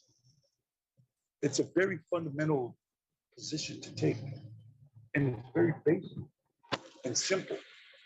So unless the police department is willing to submit itself, because it wields power, that it submits itself to a power, to have a check on its power, then you have to kind of question the legitimacy of the department. Because you can't have that much power concentrated within one particular culture whose origins stem from 1849, when we had the decapitations and the complete takeover forcefully of San Jose. That's its origins. That's what brought on the police department. That's why it was formed, was to institute this new policy. So all I'm asking for as a citizen is for there to be a submission by the police department to a power that can put a check on its power, and that it doesn't get to pick and choose what.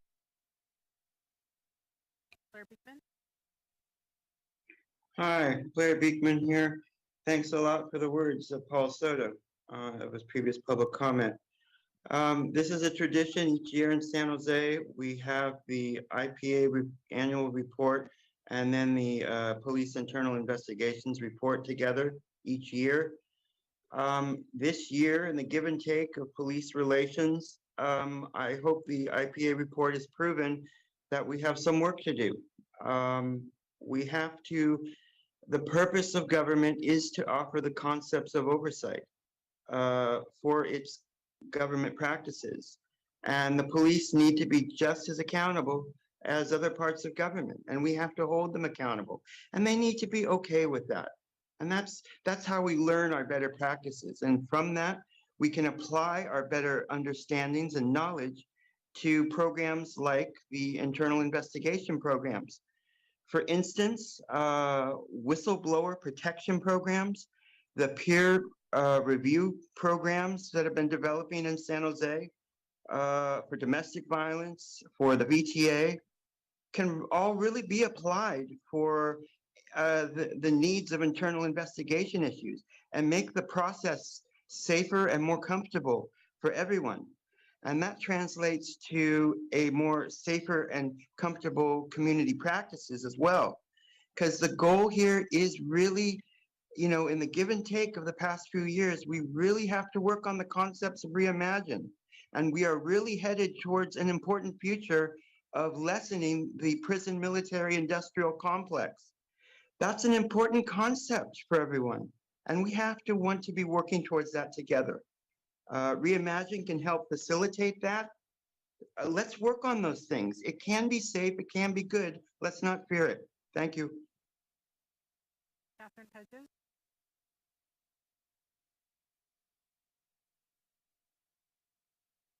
Good afternoon. My name is Catherine Hedges. I'm a member of Showing Up for Racial Justice, which is part of the Care First Jails Never Coalition. And I just want to say I agree with the previous two speakers. I'd also like to add my concerns about officers who are still responding improperly to mental health calls, even the one, despite all their CIT training. And it's essential that we have a separate number so that people can call trust instead of calling 911 or 988 and having police sent to intervene with their loved one who's having a crisis, or themselves if they're having a crisis. Thank you very much. I see my time. Back to the council. All right. I don't see hands raised or names on my speaker list, so I'll entertain a motion. Move approval. Thank you. Second. All right, it's been moved and seconded. Tony?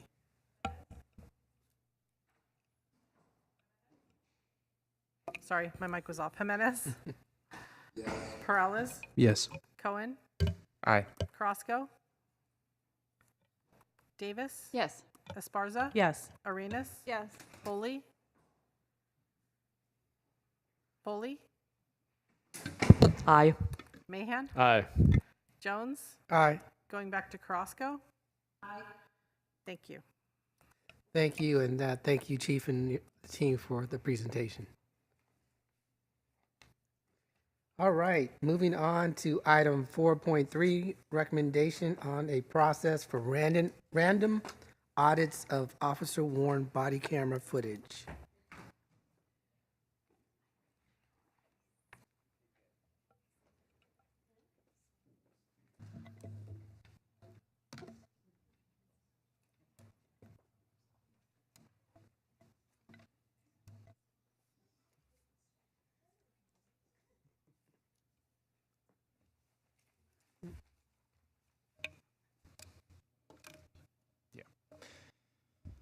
Thank you and good afternoon. My name is Lieutenant Steve Donahue. I'm the commander of the Research and Development Unit at the San Jose Police Department. Today I'll be presenting a recommendation on a process for random audits of officer-worn body camera footage. As a general overview, we are asking the council to accept the report and implement compliance auditing. Now, there are two distinct methods of auditing body-worn camera footage. They are called compliance and performance. We'll begin with an explanation of what compliance auditing is. Compliance auditing looks at several metrics of camera use and filing.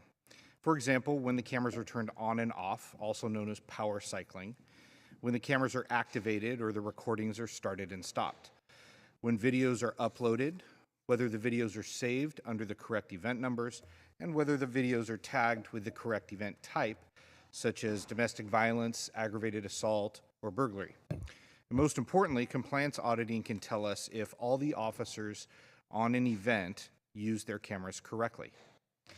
Now, our department currently does a form of compliance auditing, but on a small scale. We produce a quarterly report that looks at activations and event numbers. It does not look at power cycling, upload times, and file tagging. It also only looks to see if there is a single body-worn camera video assigned to each event number. It doesn't look at how many videos are attached or whether or not every officer on the event activated their body camera and did it correctly. If the council approves our recommendation to implement auditing, we'll have more accountability on the use of body cameras. We will have better file association to event types and event numbers, and we'll have evidence more readily accessible for our investigations. To begin compliance auditing, all we need to do here is hire one senior analyst. The analyst is going to be responsible for administering the system, developing training relevant to that body camera system in the auditing process, conducting the compliance audits, and producing compliance reports for the department. We already own the software necessary for compliance auditing. Now all we need is the go-ahead to hire the senior analyst to begin the program.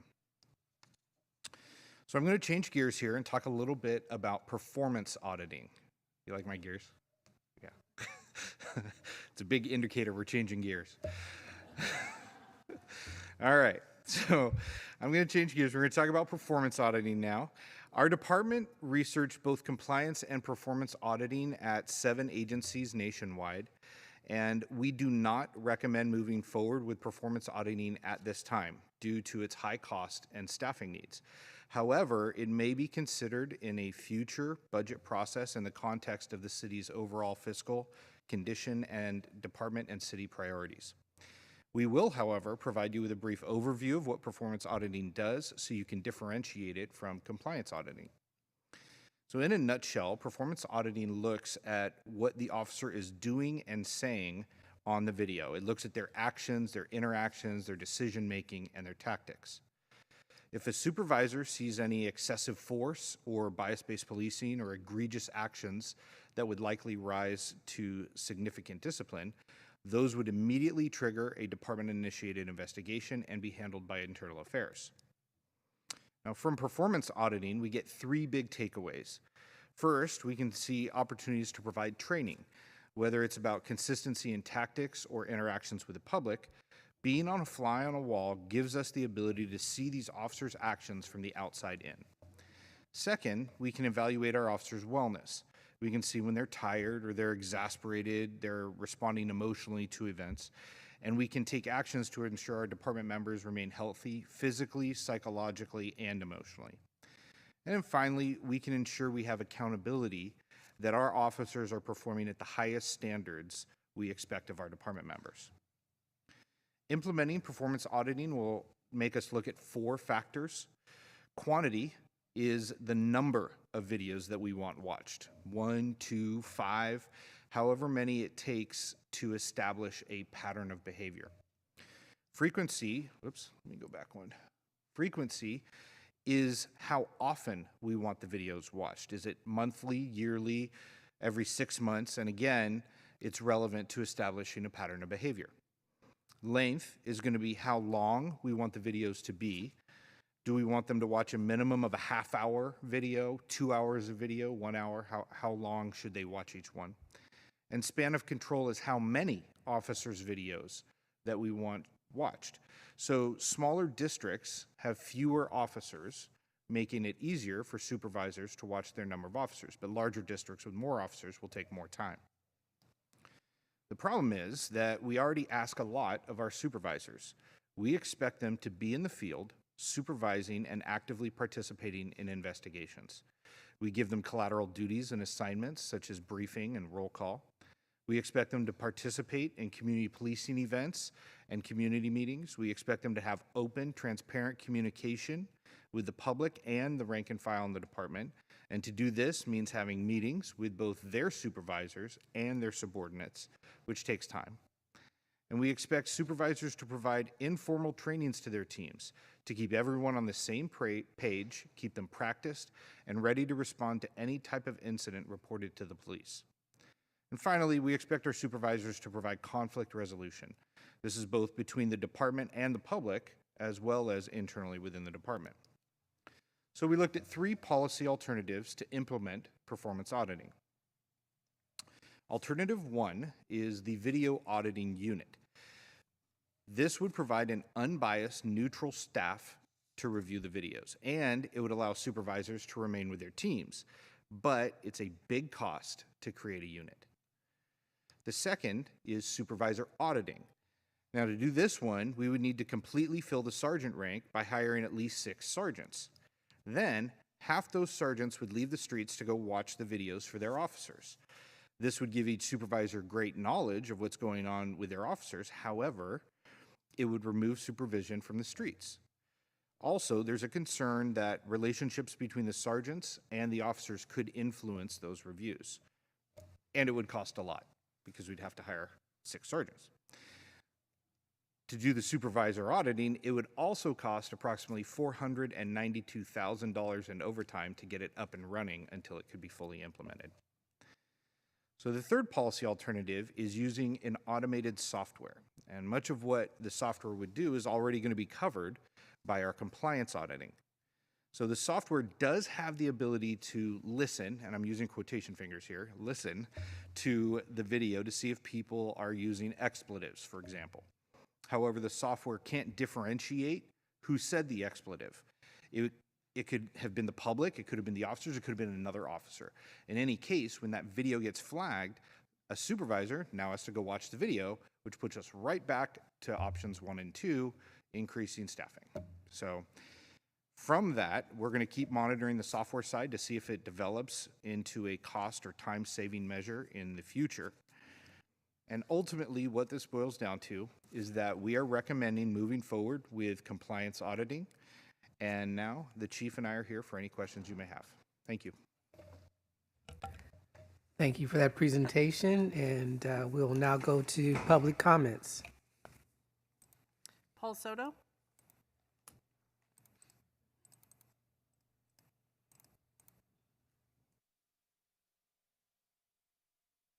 Paul?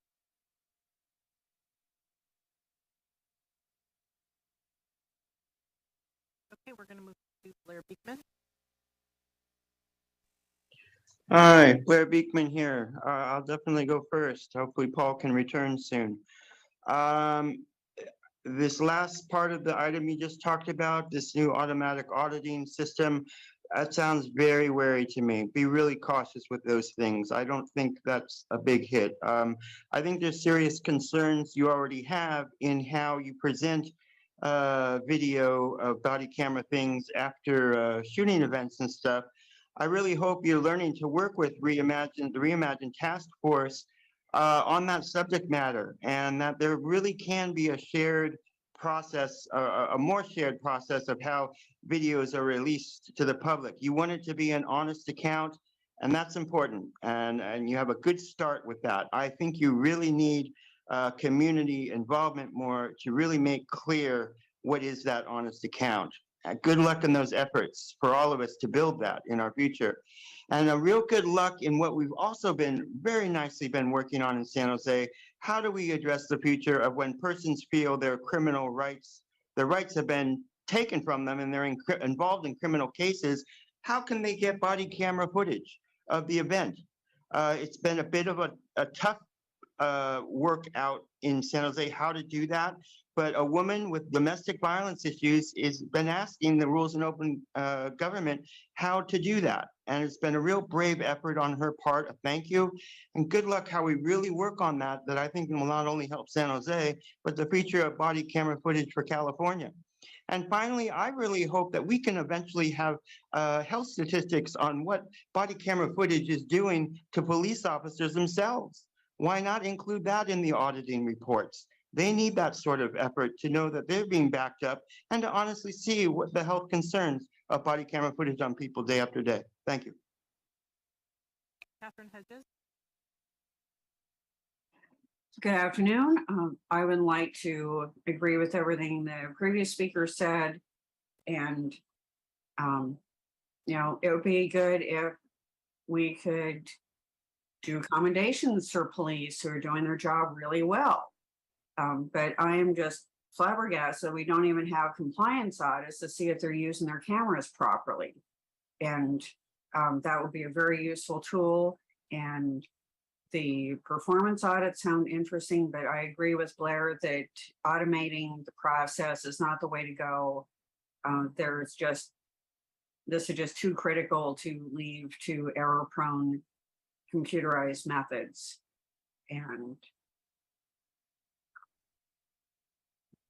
sorry, lost my train of thought there. But anyway, we definitely need to institute random audits of body-worn camera footage, at least at the compliance level, and hopefully we can work on the performance audits and institute that next fiscal year. Thank you very much. Paul Soto? Yes, Paul Soto from Horseshoe. Thank you for circling back, Tony. The body cam, the purpose of it is so that the citizen is riding shotgun.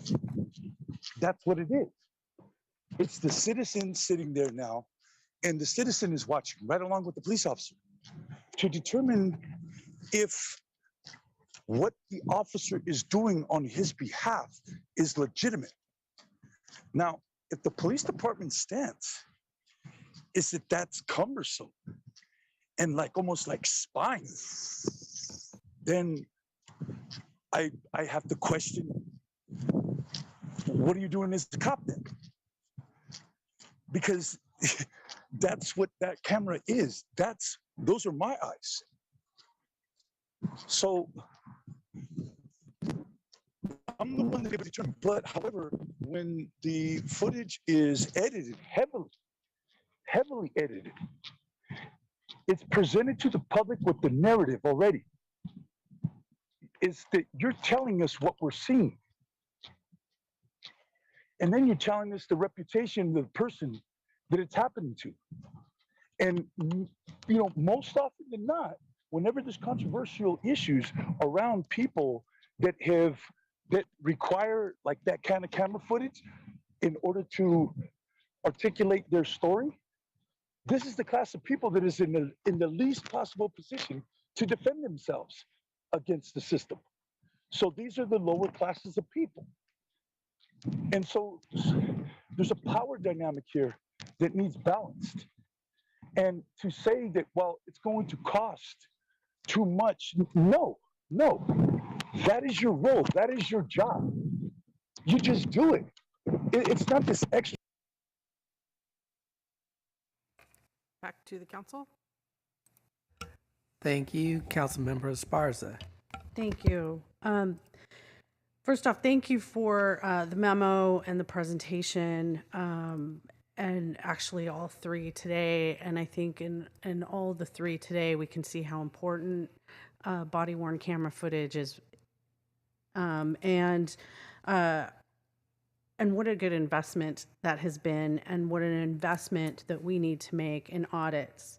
I also wanted to specifically thank you because when we improved the Axon contract, that included the software to be able to do the compliance audits. So this will not generate additional costs to the city to do that.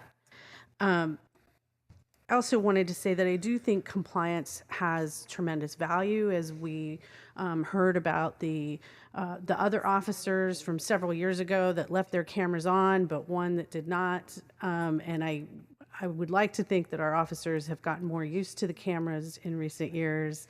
But I think that there are a number of reasons that we still need to do that, but more still needs to be done. I think that given the three things that are outlined in the memo around training, that this is also a training tool, particularly when we have such a young workforce. And as we saw in the previous report, the majority of the department-initiated complaints were for officers that had 0 to 3 years of service. So this can also be a training tool. I also wanted to mention the wellness component that you mentioned is the second item, that as we do random audits, there's an opportunity to look at how our officers are doing out in the field. Again, this is really important because we have a very thinly staffed police force that are working a lot of overtime on dealing with some really serious events, and officer wellness is and should be a consideration and a priority.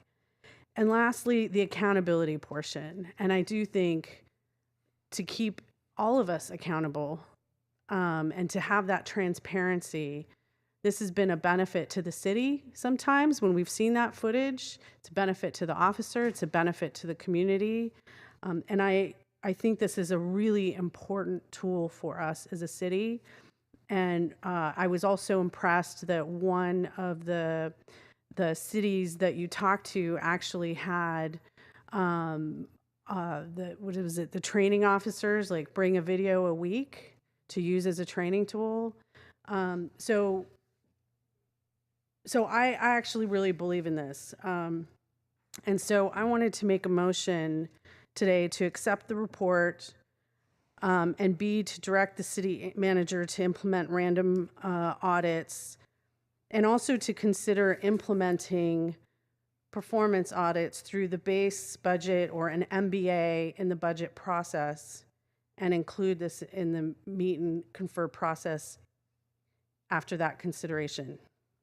Second. Thank you. It's been moved and seconded. May I make a clarification, Councilmember Esparza? I think it would be through the proposed budget, not the base. Correct, through Okay, the just wanna proposed make sure. budget. Sorry, thank you. Yes. If our funding allows, thank you. Or we can give an MBA on the costs. Thank you for that clarification. Councilmember Davis. Thank you, Vice Mayor. I would like to know how, this is for the chief, how is officer performance currently evaluated? There was a little bit in the memo about supervisors using it to monitor, using body-worn camera footage to monitor officer performance.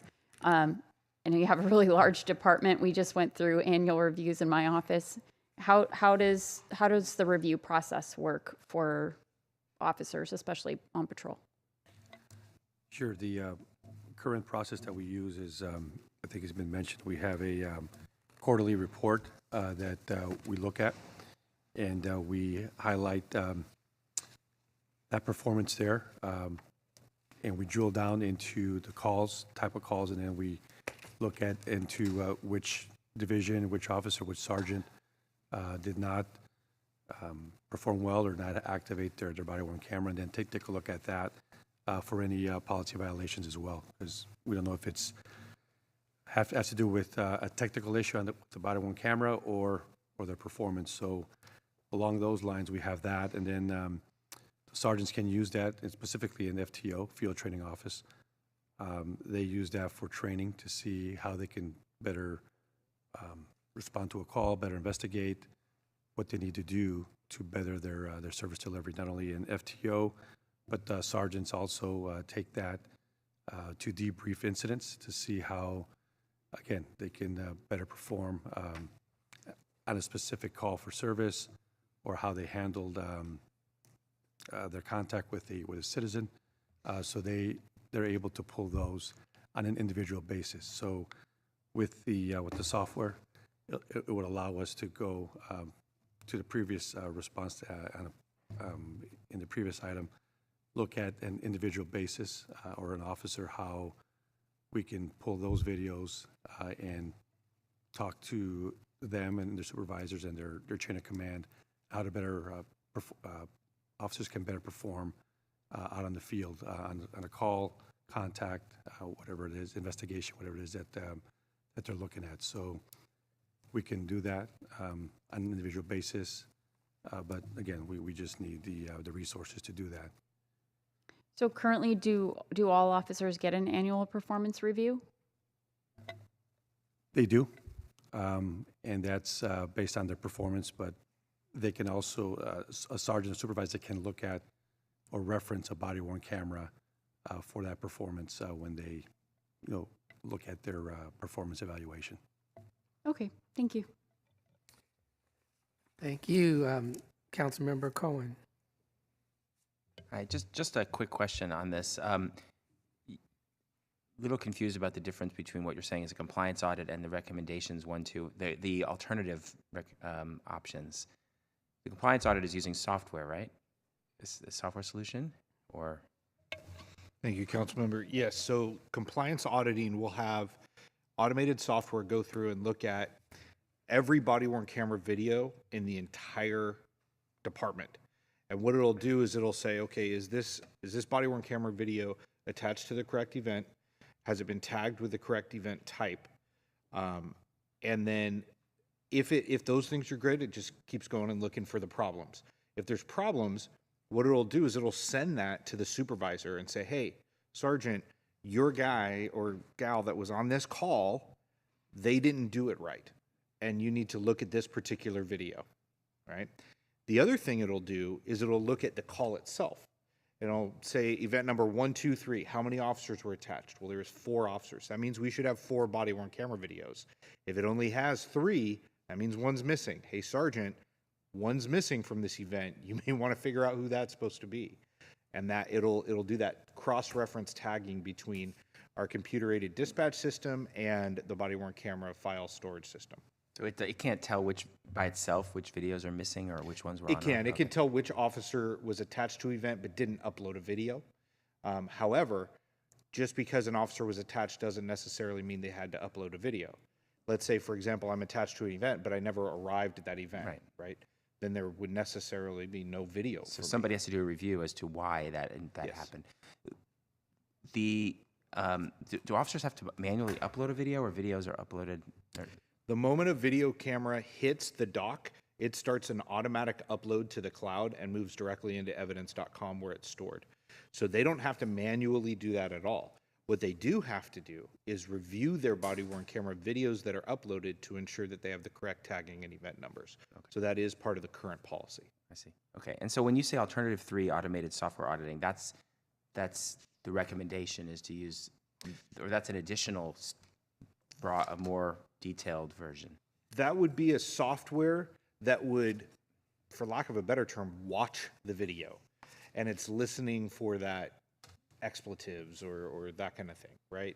Stress levels or whatever. So it would be listening for specific markers for potential behavior that we want to flag and review. Exactly. And so at this point, we're not recommending any of these additional audits beyond the first compliance auditing that we're correct. Okay. All right. Thank you. Thank you. Okay, thank you. We have a motion and a second. Tony? Jimenez?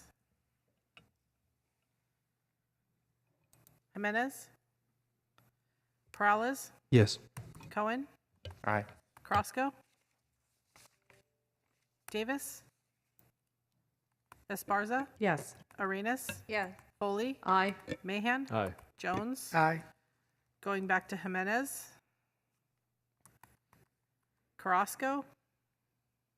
And Davis. Thank you. All right, item 5.1, agreement for professional consultant services for on-call planning and environmental services at Norman Y. Mineta San Jose International Airport. I don't think we have a presentation on this item. So we're going to go to public comments.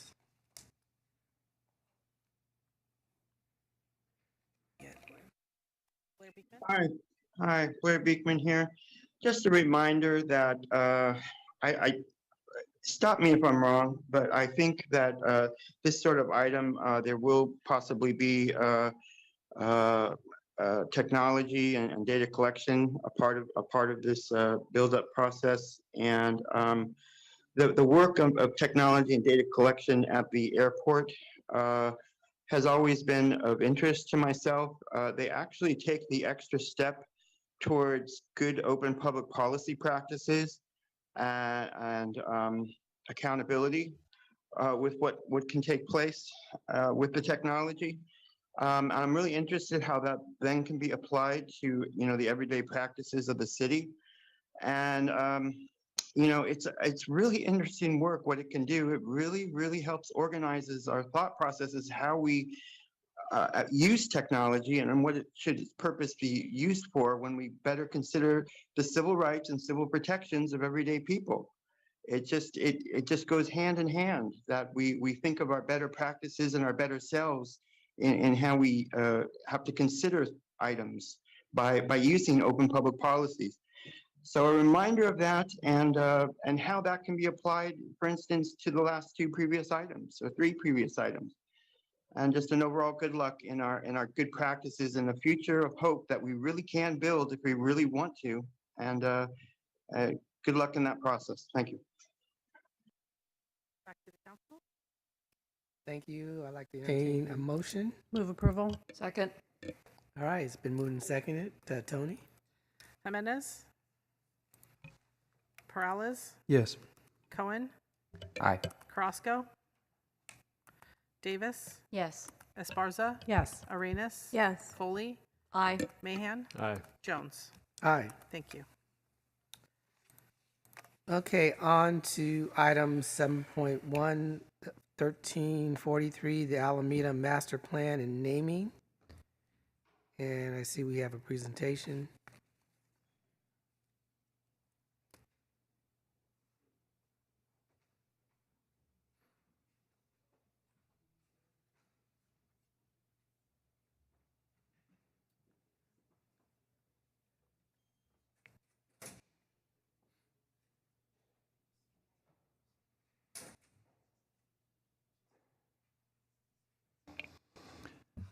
Good afternoon, Council. John Cicerelli, Director of Parks, Recreation, Neighborhood Services.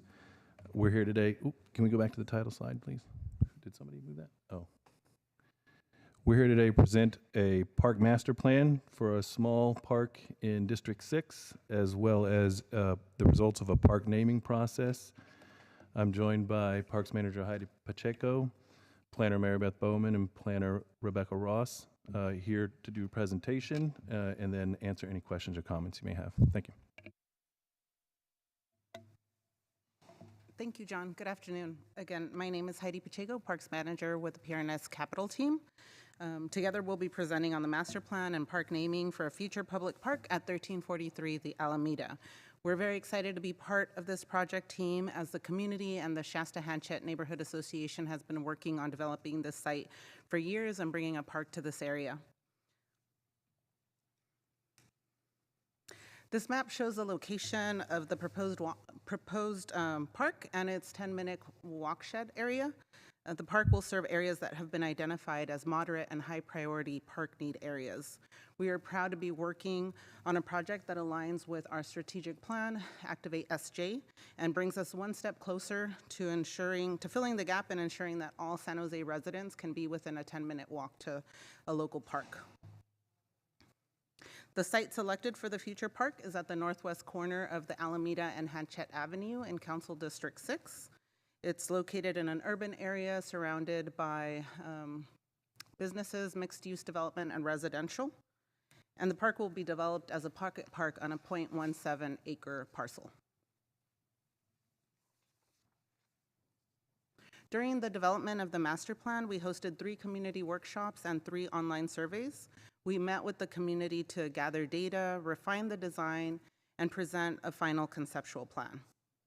We envision that the park will attract customers to local businesses and be an iconic destination in the neighborhood.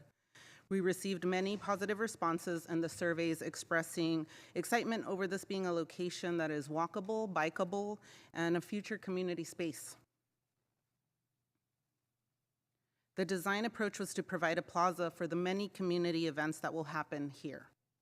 The final conceptual plan includes a variety of recreational opportunities, including a seating area under a grove of trees off the Alameda. People envision this will be an area where they can sit for lunch or coffee or just meet with friends. A pollinator garden along the boundary of the park, game tables and musical play elements, a variety of seating options and shade sails, and a large central flexible open space and small wood deck, all designed to facilitate community events. I would like to note that we did receive some great comments from the Parks and Recreation Commission, and we will be addressing those as we refine the design during construction documents. These comments included the replacement of the artificial turf with an alternative natural material, and also the addition of more trees and landscape areas to reduce the heat island effect. We also have a few renderings to share. The first is an aerial view of the site. On your top right, you have a view of the canopy of trees, the seating under the canopy of trees, and then bottom are shade sails and some of the alternative seating options at the site. And now I'll hand it over to Mary Beth to cover park naming. Good afternoon. Thank you. Good afternoon, Council. I'm Mary Beth Bowman, and I have been working on the park naming for this park site. The park naming process has basically two main parts. First, public engagement via online surveys to solicit suggestions and vote on name options. Staff makes a recommendation to the decision-making body after that. Before voting begins, staff researches and vets name suggestions against Council Policy 7.5, which you see here. To qualify, name options must meet at least one of the policy criteria. The park naming was integrated with the 3 master plan community meetings that workshops, that Heidi mentioned earlier. The first survey resulted in 88 name suggestions, with 75 qualifying names meeting the criteria. Similar names were combined to create 14 name options for voting on in the second survey. The top 3 names were put out to vote in the third and final survey. The name options for the final survey were Hanchett Park, the Alameda Park, and Shasta Hanchett Park. As you can see, Hanchett Park received the most votes, followed by the Alameda Park and Shasta Hanchett Park. However, after the final survey closed, a community member expressed concerns the name Hanchett Park might have implications that don't align with the city's commitment to racial equity. As a result, staff researched the history related to the name Hanchett. This research did not conclusively confirm or eliminate concerns. For that reason, staff is recommending the second highest ranked name, the Alameda Park. And with that, I'll transition back to Heidi for our recommendation. Thank you. Thank you, Mary Beth. Our recommendations for you are A, adopt City of San Jose 1343, the Alameda Master Plan Report for a new public park, and B, adopt the Alameda Park as the official park name as recommended by staff and the Parks and Recreation Commission and as a result of the public outreach process. Thank you. That concludes our presentation.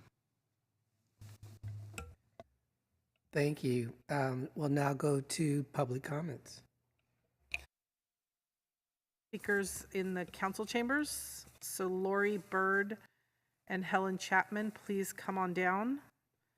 When you get to the microphone, if you could tell me your first name so I know who's speaking. And first one to the microphone gets to start.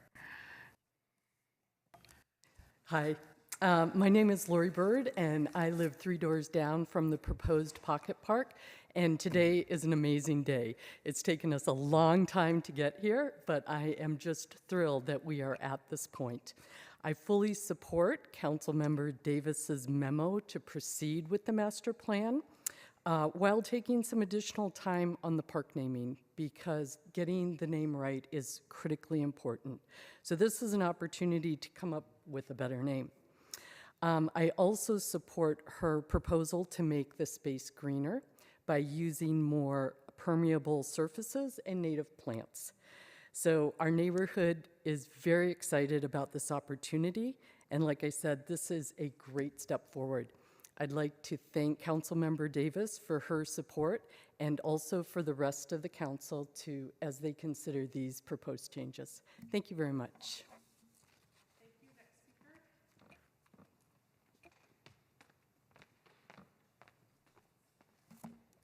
Good afternoon, Vice Mayor and members of City Council. My name is Helen Chapman, past president of the Shasta Hanchett Park Neighborhood Association and the vice chair for the Santa Clara Valley Open Space Authority. I cannot begin to tell you the excitement I feel, as do others, to see this park and master plan finally move forward today with your vote of support. It has been a long journey of over 14 years to get to this point, and we in the neighborhood look forward to the day when this space is transformed into a welcome gathering space for all. I want to personally thank Rebecca Ross with PRNS for her help and the placemaking team that helped us activate the space to show the neighborhood what this space could become.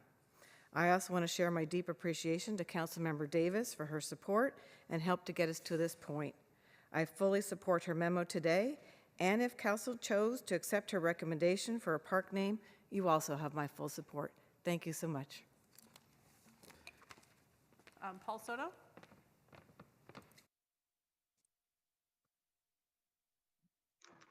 Yes, Paul Soto from Horseshoe. Hanchin, this dude, let me give you a quote, just so you know who we're dealing with. And then you tell me what you think he meant by it, by his comment. Okay, this is directly from Hanchin. In 1905, Lewis E. Hanchin acquired the former Agricultural Park Peninsula Land Development Company. He developed to subdivide the land and to develop a quote-unquote desirable neighborhood. The sales brochure stated, and quote, "We challenge comparison with any subdivision offered any place on the peninsula as far as the quality and improvements and location tract are concerned. The amenities included electric streetlights, flush toilets, and septic tank sewer systems. Residents bought a lot and then commissioned an architect to design their home that matched Hanchin's designs." So this dude is one of the people that created that space. We know toilets and stuff. We wasn't having no streetlights. Come on, man. What this is doing, it's legitimizing. It's legitimizing the redlining that created that area in the first place. You guys are going to increase the property values of the people that are in proximity to that park, okay? And then you're going to mount equity at the next meeting. Yeah, we're for racial equity. Yeah. That's what we're about. This is the time to push. Right now, you have your shot. This is the time when you push racial equity and you say no. You say no to Rose Garden, you say no to Hanchin, and we're not going to size the history any longer. Period. We're going to start articulating accuracy in terms of what actually happened here in this city. And what happened in this city was that 200 Olonis were enslaved to build the Alameda. That's what happened. They ain't near 5.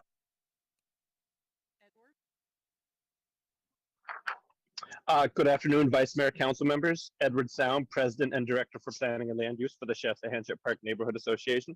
Association members first started advocating for the use of 1343, the Alameda, as a pocket park almost 2 decades ago, at a time when city policy heavily favored only large parks. The board and neighborhood owe a great deal of thanks to the efforts of folks like Lori Bird, Mark Morris, and Helen Chapman, who have been tireless in their support of bringing this park to an area that, by the city's own standards, has been woefully park deficient for many years. The further development of the Alameda Urban Village will make pocket parks like 1343, the Alameda, that much more important as we continue to welcome new residents to one of the city's most vibrant neighborhoods. When the successor agency was forced to sell the parcel to the highest bidder in May of 2017, we thought all of the community's work might have been in vain. However, I was fortunate enough to be board president when Councilmember Davis announced the city's purchase of the property in late June of 2018. I'm now equally fortunate to once again be board president when the master plan is brought forward before council for approval. Many neighborhood residents took part in the community meetings and surveys for the project. More recently, we worked with Councilmember Davis and her staff to craft the memo dated today that we wholeheartedly endorse. Park naming should be revisited, and design refinement should include more permeable surfaces and the elimination of artificial turf. We ask the council to vote to approve the master plan document with the modifications that the council members' memo suggests, so that the 2-decade process of bringing a park to the Alameda can take that next wonderful step forward. Thank you, and I yield my time.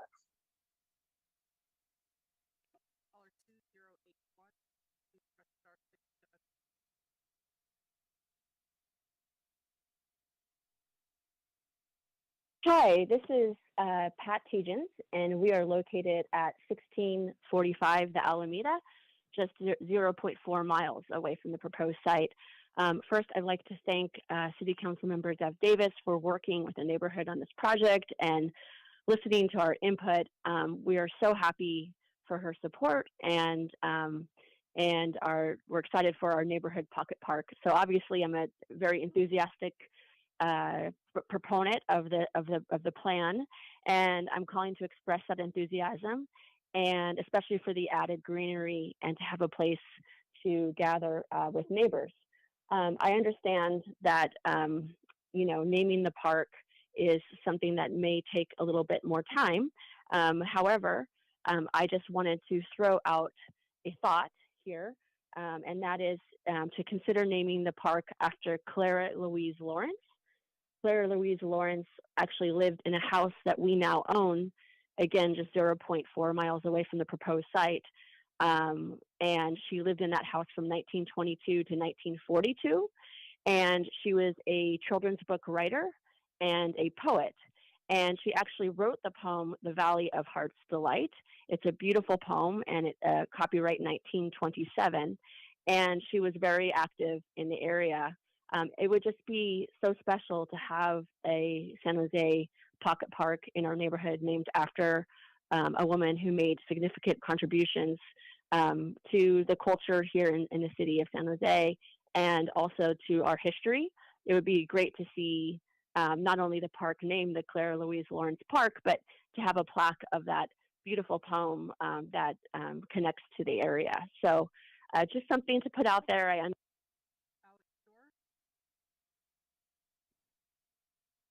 Afternoon, Council. This is Alex Shore coming to you today as a community advocate and a longtime resident of the Alameda and the Shasta-Hansett Park neighborhood. Want to thank staff who often does such diligent community engagement in the Parks and Recs department and going through this process, particularly the naming process. I do think we might be able to get a better name than the Alameda Park. There's so many cities across this country that do such a great job when it comes to creating great places. And part of that is coming up with new original names that honor its history, its heritage, its people. We've got rich history dating back to Native Americans, the missionaries, and more modern history, and would love to see those names be put out on the table. Very, very supportive of Councilmember Davis's memo. Thank you, Councilmember Davis, for supporting the recommendations of the Parks Commission, particularly things like more permeable surfaces and less artificial turf. And very grateful that we're moving the master plan, hopefully forward today. So very, very supportive of continuing to move this park forward. It will be a big boon for the neighborhood, and we desperately want it. So thanks to all the neighborhood advocates who've worked really hard, as well as city staff and Councilmember Davis to move this master plan forward. And let's keep working to see if we can come up with a more original name that will imprint more culture and character into the Alameda and our city. Thanks. Thank you, Councilmember Davis. Thank you, Vice Mayor. I want to take the opportunity to thank the community for their engagement in this process. And we have a couple community members here in person today, and that's because they have worked so hard for 14 years. I was going to say decades. It's a decade and a half. Helen Chapman and Lori Bird, and I want to thank them for working so diligently on this project for so long. And I also want to thank the Parks Department for all of their work. Even though it is a very small little park, it's a very big deal for the community, and I appreciate all of your outreach and work on the design and the naming and everything that goes into that. And I know we have a lot more work to do. This is going to be, I don't want to give this tiny park too many words. We've heard from the community already. It's going to be a great gathering space and a nice natural oasis along a very busy corridor. And I'm very much looking forward to bringing this asset to the neighborhood, including to the businesses, because it will allow some more outdoor dining area that is not possible on as I said, a very busy corridor. We weren't able to do the little parklets and seating for al fresco along the Alameda as we were on Lincoln Avenue. So this will be a nice addition to the area for the businesses as well. With that, I want to move my memo. We have a few just modifications, and it's based on what the PRC really recommended, and as well as the neighborhood as well, in terms of adding some native plant landscaping and getting rid of the artificial turf. And already have talked to the Parks Department, so I know that you guys are in favor of that. And then wanted to bring another name forward because the names that were the top choices have some difficulty with them. And so we do know that Clara Louise Lawrence was a poet of local significance. And as you heard from one of the commenters who actually owns the home she lived in, she wrote the poem entitled The Valley of Heart's Delight, which, as we all know, became the name for our valley before it was Silicon Valley. So I am hopeful that we actually will end up having this name, but I do want to give the community an opportunity to vet this name and for us to have a little more time to ensure that when we're naming a park after a person, that we are ensuring that this person holds values that we have today. So with that, I'd like to move my memo. Second. Thank you. It's been moved and seconded, and I don't see any hands raised or any more speakers on the board. So, Tony? Jimenez? Perales? Yes. Cohen? Aye. Carrasco? Davis? Yes. Esparza? Yes. Arenas? Yes. Foley? Aye. Mahan? Aye. Jones? Aye. Thank you. Okay, on to item 10.1, land use consent. Wait, that's evening. I'm sorry. Is it? Notice for six? Oh, Yep. okay. Yeah, that's for the evening. Okay, so that item is for 6 o'clock, so we'll have to come back at 6 o'clock. We have open forum. Okay, so let's take open forum.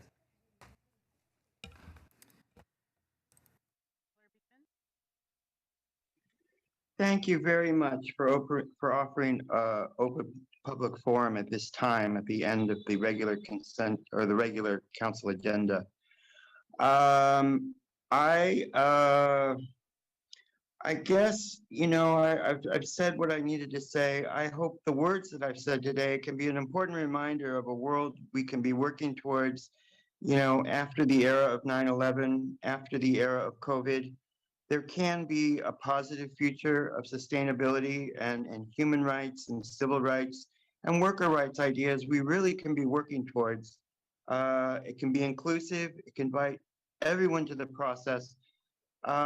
There is hope for our future. We just want to have to apply ourselves to that hope and want to work towards our better practices. And it's those sort of things I think the mayor can understand and that I hope can be a part of his legacy and leaves steps in how we can be building those things, like participatory democracy. I think he can, and I think good luck how we can do those things. It's with that said, to once again offer, I really hope all sides can be working towards peace instead of war for the future of the Ukraine area at this time. Again, I think we have health and human services ideas and racial equity ideas in this country that can be of much help in how to address what I think we can all see as some obvious plans of peace for all sides in this issue. It is a bit there has to be a bit of concessions to consider a future of an East and West Ukraine that can allow port rights for both sides of the for Russia and Ukraine. But it is with that, I think, can be the ideas of a long-term peace and negotiation that I hope we want to work towards and be open about. Thank you.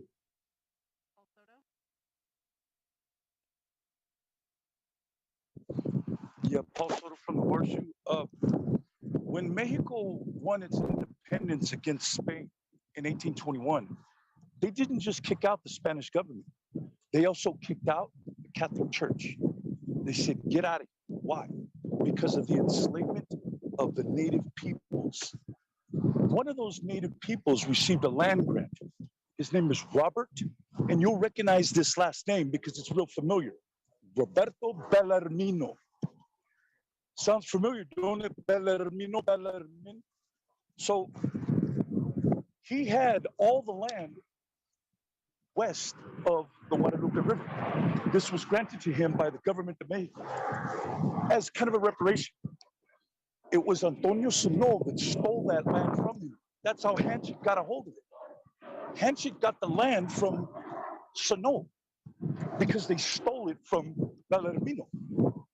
This is, see, and the land has not been healed from that because it was born in theft, in chicanery, and treachery, and decapitation. The land has never, it hasn't healed because profiteering has continued to happen in that space. Look at the Rose Garden in Willow Glen. Look at that land. It has been profiteering from racist policies, racist intent since its formation when it got stolen from Bellarmino. And he is the one that built the house, Lincoln Avenue. That's his house. That doesn't belong to Snow. Roberto Bellarmino is the one that built that house, that adobe. And now it's the center of California pioneers. This is the history, and we have to contend with it.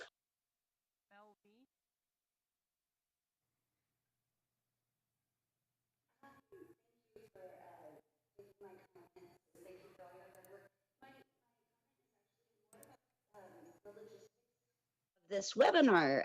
I've had a hard time hearing some of the presenters today, notably the police chief, who I think is a wonderfully well-spoken man. However, he was very hard to hear. And there's no way for me as a webinar participant to advise anybody there in the room that I'm having a hard time participating, frankly. So I just wanted to throw that out there as a comment for the council and maybe future program improvements. I'd love to be able to hear everything that is being presented when I'm participating remotely. Thank you.